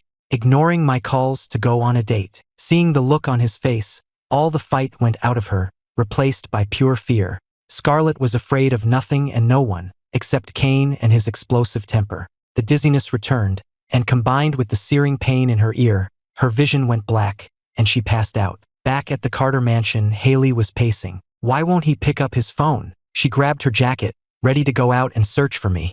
"I should have been home by now." When I didn't answer my phone, she was on the verge of calling the police. Just as she reached the front door, Kevin's car pulled up. "Don't worry, Ethan's with me," Kevin called out. Haley let out a breath of relief, lowering the phone she'd been about to use to call 911. She rushed to the car as Kevin opened the back door. I was passed out in the back seat, my face pale and my brow furrowed in a pained expression. Kevin helped me out of the car. He went to a bar to get Riley's belt back. He had a bit too much to drink. "You should look after him." As Haley took my weight, Kevin handed her the championship belt. He was planning to divorce Victoria and wanted nothing more to do with the Carter family, but I had trusted him, and he couldn't let me down. "Thank you, Kevin," Haley said, supporting my weight. Kevin just gave a slight nod. "Don't call me that. The divorce is already in motion. It'll be final soon." Haley realized her mistake and opened her mouth to apologize, but he had already gotten back in his car. The car pulled away. Haley looked down at me, cradled in her arms, and sighed. I was always getting into some kind of trouble. Then she looked at the championship belt in her other hand and muttered, "And that damn Riley, always making things worse." The next morning, Scarlett woke up in her own bed. She rubbed her throbbing temples, her entire body aching as if she'd been in a fight. She dragged herself into a sitting position, and as her eyes focused, she was startled by the man sitting in the armchair across the room. "Kane, what are you doing here? You scared me half to death." Scarlett sighed, her voice laced with her usual sarcasm. "Scarlett, are you trying to get yourself killed?" Kane's voice was quiet, but it was filled with a chilling menace that cut right through her. Scarlett was instantly wide awake. "Kane, just because we're engaged doesn't mean you own me. What I do is none of your business." "Who is Ethan Carter?" Kane asked again, his eyes like chips of ice. It was the second time he'd asked. Scarlett's expression turned guarded, and she looked at the dangerous man before her. "Why do you want to know? You're engaged and you're still going on dates? Scarlett, if you have a death wish, just say so." Kane looked at her as if he wanted to tear her apart with his bare hands. Scarlett's patience finally snapped. "You arrogant jerk. Whether I'm on a date or not is none of your damn business." "What did you just say?" Kane shot to his feet and advanced on her, his eyes blazing with fury. "None of my business? You're engaged to me. When you mess around, you make me look like a fool." Scarlett just scoffed. "So that's what this is about? Your precious ego. Don't pretend I don't know what you're really thinking." Kane took a deep breath, trying to control his rage. "This is your last warning. If I hear about you seeing anyone else behind my back, I don't care who it is, I will destroy them." With that, he turned and stormed out of the room. The moment he was gone, Scarlett's phone began to ring. "Scarlett, you need to get down here. Someone's tearing up the bar." It was Madison, her voice frantic. Scarlett immediately thought of Chloe Sterling and gritted her teeth. "It has to be her. We had a deal. I gave Ethan the belt, and she was supposed to leave it alone. Why is she still causing trouble?" "Scarlett, be serious," Madison said, her voice weary. "You got the love of her life blackout drunk. Did you really think she was just going to let it go? We're lucky she didn't have the place shut down for good. Scarlett gritted her teeth, her expression scornful. Madison Monroe, whose side are you on, anyway? Madison ignored her outburst. I'm serious, Scarlett. If you want to get Riley back on the track, fine. But you need to stay away from Ethan. Chloe protects him like he's the most precious thing in the world. If you go after him, you're committing suicide. Scarlett might be reckless enough to cross Chloe Sterling, but Madison wasn't. The Monroe family couldn't afford to make enemies of both the Sterlings and the Carters. Scarlett muttered a few curses and hung up. She sat on her bed, running her hands through her hair in frustration. Was she really going to give up? She couldn't stand the thought. Suddenly, an idea struck her, and her eyes lit up. Riley adored her little brother, right? If she could get Ethan to talk to her, maybe Riley would change her mind. Yes, that was it. Scarlett picked up her phone and started making calls, trying to find out where I was. She would do whatever it took to get Riley back on the racetrack. Back at the Carter mansion, I slowly opened my eyes. As consciousness returned, I sucked in a sharp breath. My head was killing me. Haley, who had been waiting by my bedside, heard me stir and came into the room. Her voice was a mixture of scolding and concern. Getting yourself blind drunk for your sister's stupid belt. Of course your head hurts. She held out a glass. Here's some honey water. It'll help with the hangover. I obediently took a few sips from the glass she was holding, then shook my head. No more. It's too sweet. I had barely finished speaking when Haley was there with a napkin. I wiped my mouth and then a thought occurred to me. I turned to her. You didn't get into a fight with Chloe yesterday, did you? She helped me out and she brought me home. If you gave her a hard time, you need to apologize. Haley's expression instantly turned cold. Chloe Sterling was with you yesterday? If she was with you, why did she let you get taken advantage of like that? What kind of person is she? No, it wasn't like that. I quickly grabbed Haley's arm to stop her from jumping to her feet. I was the one who challenged Scarlett to a drinking game. It had nothing to do with Chloe. In fact, she's the one who got the belt back for me. So don't go blaming her. Haley was quiet for a moment, unable to argue. After a long pause, she reined in her anger and rolled up her sleeves. Fine, fine. I get it. You go get cleaned up. I'll go downstairs and make you something light to eat. It'll be good for your stomach. I came out of the bathroom and was about to head downstairs when I saw a text from an unknown number. Had to call for backup, did you? If you've got any guts, you'll give back the belt, leave Chloe Sterling out of it, and face me in a fair rematch. I scoffed and typed back a reply. You stole my sister's property. I should have called the police. If I post what you did online, or report you to the Racing Commission for unsportsmanlike conduct, you'll be lucky if you're not banned for life. I had been too worried about upsetting Riley to call the police yesterday, but now that I was thinking clearly, I wasn't going to let Scarlett get away with it. She replied almost instantly. I'm not a thief. Your sister left it at her private clubhouse, and the door was unlocked. Riley loved racing so much she'd had her own private clubhouse built before she was even 18, and she rarely bothered to lock it. I typed back, so you admit you trespassed and stole from her. I'm sure the security cameras got a good look at you. I'm on my way to get the footage now. If you bother me again, I'll post it online for the whole world to see. I sent the message and turned off my phone. With people like Scarlett, you had to play hardball. It was the only language she understood. Haley's breakfast was on the table, and I told her what had happened as I ate. Once the last traces of alcohol had worn off, I got ready to go to the hospital to see Riley. As I drove past Chloe's mansion, I saw her just coming out of her front door. Our eyes met for a brief second, and I instinctively hit the gas, speeding away. I still didn't know how to face her. Chloe paused, one foot in her car, and watched me speed away, a wry, helpless smile on her face. She had waited all morning for a text or a call to say thank you, and instead, I was literally running away from her. Was she some kind of monster? Her expression hardened, and an icy aura settled around her. Drive, she said to her chauffeur. I had just gotten out of my car in the hospital parking garage when a familiar figure blocked my path. It was Scarlett Reed. You have no idea what you've just done, do you? She said, her voice seething with anger. I had lost all patience with her. I decided to turn the tables, advancing on her until we were almost touching. My aggressive move clearly unnerved her. She stumbled backward, her voice trembling. What do you think you're doing? This is a parking garage. There are cameras.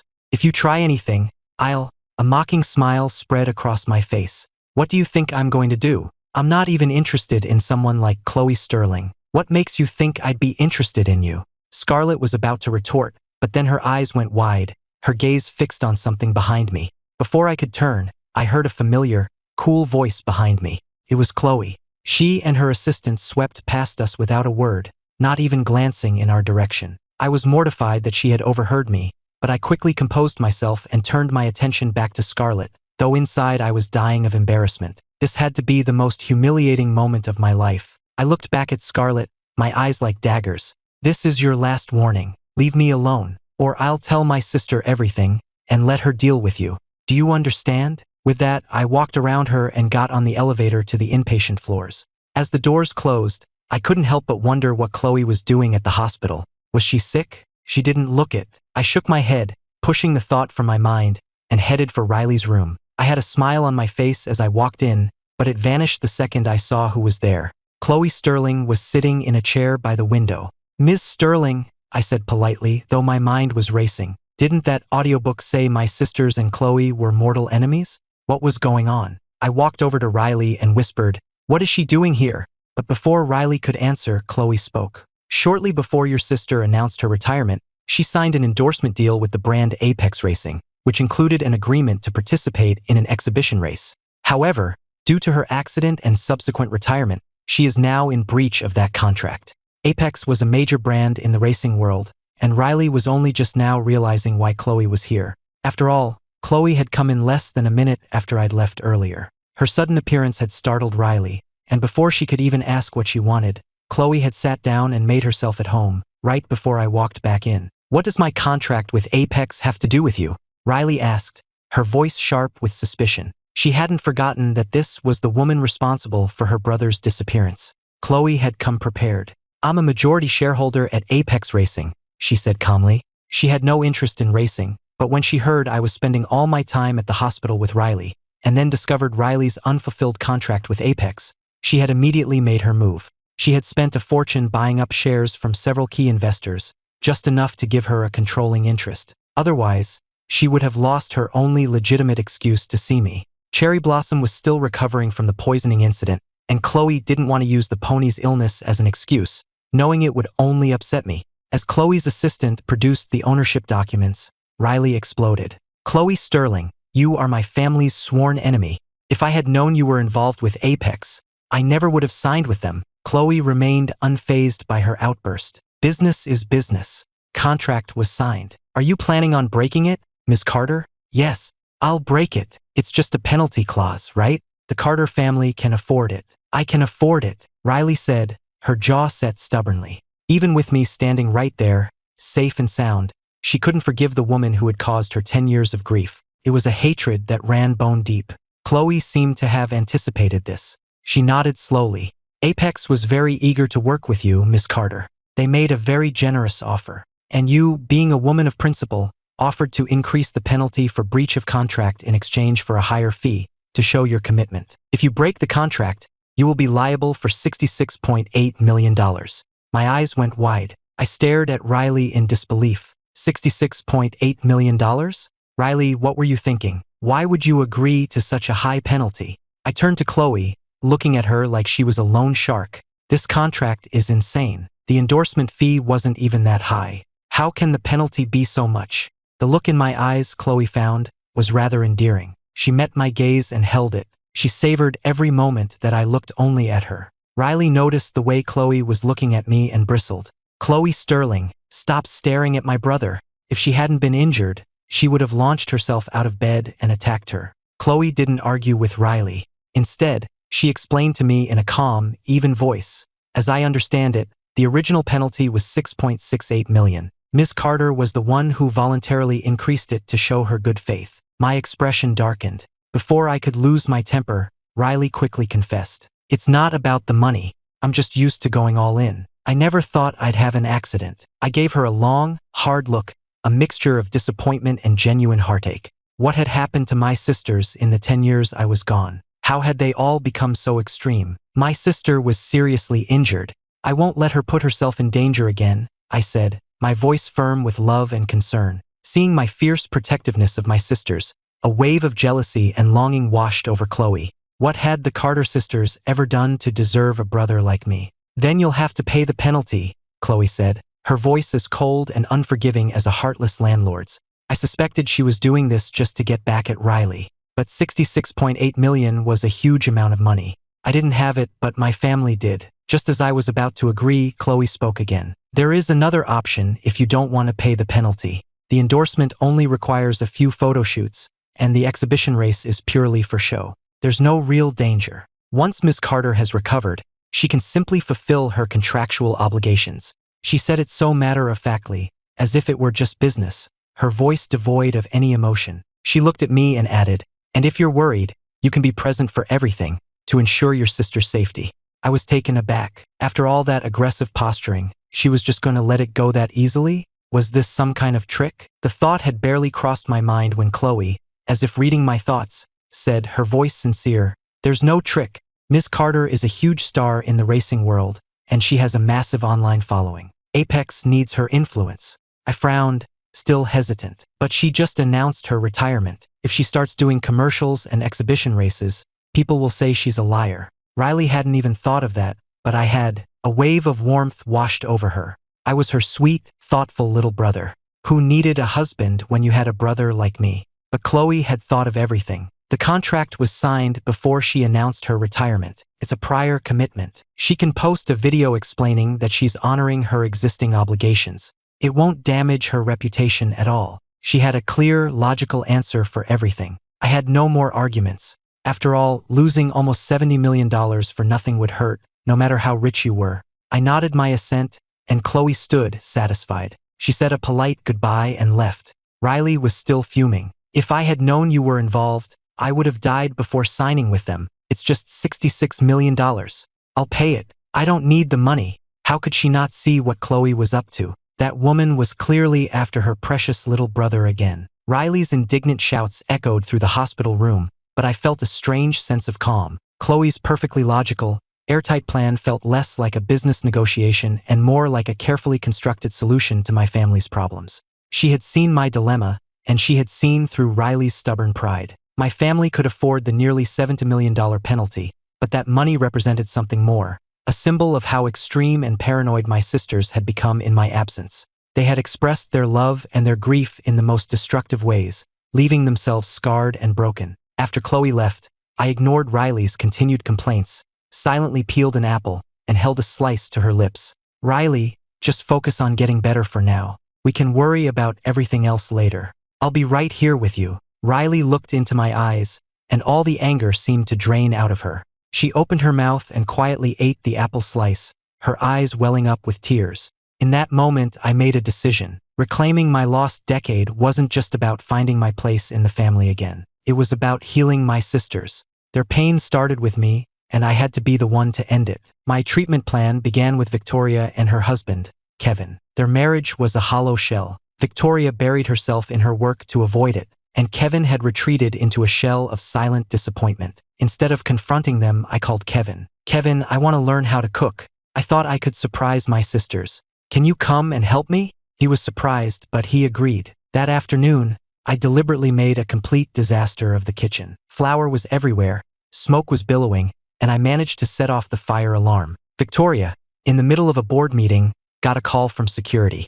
Thinking the house was on fire, she raced home, her face pale with panic. But when she burst into the kitchen, she found me and Kevin, covered in flour and soot, trying desperately to clean up the mess.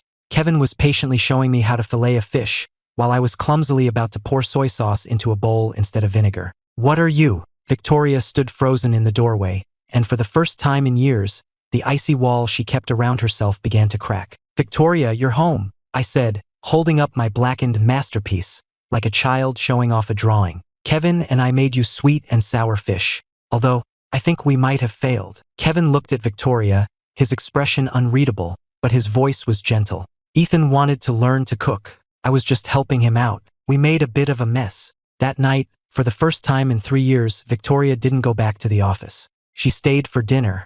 The food was a disaster, but as she watched me and Kevin bicker back and forth, the tight lines of stress around her eyes began to soften. After dinner, I claimed to be exhausted and forced the two of them to do the dishes. Peeking into the kitchen, I saw Kevin at the sink, washing, while Victoria stood beside him, silently handing him plates to dry. They didn't say a word, but the quiet, comfortable silence between them spoke volumes. For Haley, I prescribed a course of companion therapy. She loved to party, so I became her plus one. But amidst the deafening music and endless flow of champagne, I could always catch a flicker of sadness in her eyes. After the parties, no matter how late it was, I would drag her to a late-night diner for a bowl of hot soup. "Doesn't this taste better than all that expensive champagne?" I'd ask, the steam from my bowl fogging up my face. Haley would just look at me, a distant look in her eyes. How long had it been since she had experienced such a simple pleasure? Slowly, the parties became less frequent. She started spending more time at home with me, watching old movies or going fishing on the weekends. The heart she had tried so hard to numb with endless distractions was slowly starting to heal. Ashley's recovery was the longest and most difficult, but also the most rewarding. I dug out our old video game console and we played for hours just like we used to. I told her a story I had made up about my disappearance, about being taken in by a kind, artistic couple in a small, secluded town in Vermont, a place with no corporate battles or family feuds, just quiet, peaceful days. "See, Ashley?" I said, taking her hand and leading her outside into the sun. "The world is so big. Our pain is just a small part of it." Slowly, the emptiness in her eyes began to fade, replaced by a flicker of her old light. As for Riley, while she was recovering, I became a student of auto racing. I watched tapes of all her races, studying her technique until I could point out her best and worst moments on the track. She was surprised by my dedication, and she started to open up to me about the real joy of racing, not just the adrenaline rush of cheating death. "Ethan, when I'm better, I'll teach you how to drive a go-kart. It's much safer," she said with a smile, and the light in her eyes was no longer reckless and self-destructive, but filled with a newfound love for life. During this time, Chloe kept her distance. She would occasionally send me a photo or a short video of Cherry Blossom on set, sometimes grazing, sometimes napping, always with the same simple message: "She's doing well. Don't worry." Her quiet, gentle concern was like a soothing balm on my frayed nerves. Julian Vance also, wisely, disappeared from the picture. I saw him one last time at a charity gala. He gave me a long, complicated look from across the room, and the next day, he submitted his resignation to Chloe and left the city.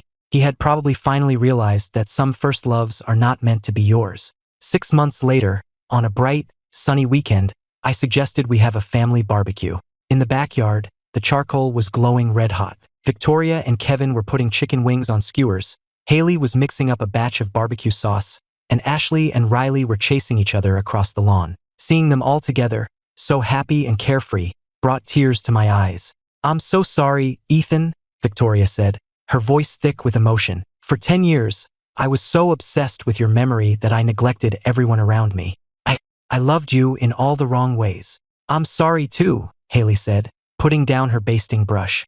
"I thought I could drown my grief in parties and alcohol, but I was only hurting myself and worrying all of you." Ashley and Riley came over. Ashley took my hand. "Ethan, thank you for bringing me back." Riley just ruffled my hair. "You little brat, don't you ever scare us like that again." We all hugged, a tight circle of forgiveness and love, and the pain and regret of the last 10 years finally washed away in a flood of tears. With the wounds of the past finally beginning to heal, my sisters turned their attention to my future. "So, Ethan," Haley said one night at dinner, "what do you think about Chloe Sterling?" I froze, an image of her cool, beautiful face flashing in my mind. "She waited for you for 10 years, Victoria added quietly. "When her family went bankrupt, her father tried to marry her off to save the company. She refused. She rebuilt the Sterling empire all by herself. And besides Julian Vance, there's never been anyone else." So that was the truth. A wave of conflicting emotions washed over me. The next day, I went to Chloe's office.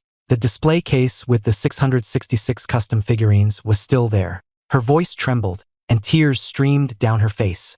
"Ethan, I'm so sorry. I never should have broken our engagement. I didn't want to drag you down into my family's mess." I stepped forward, gently wiped the tears from her cheeks, and pulled her into my arms. "It's all in the past now. Chloe, you don't have to wait anymore." I lowered my head and kissed her.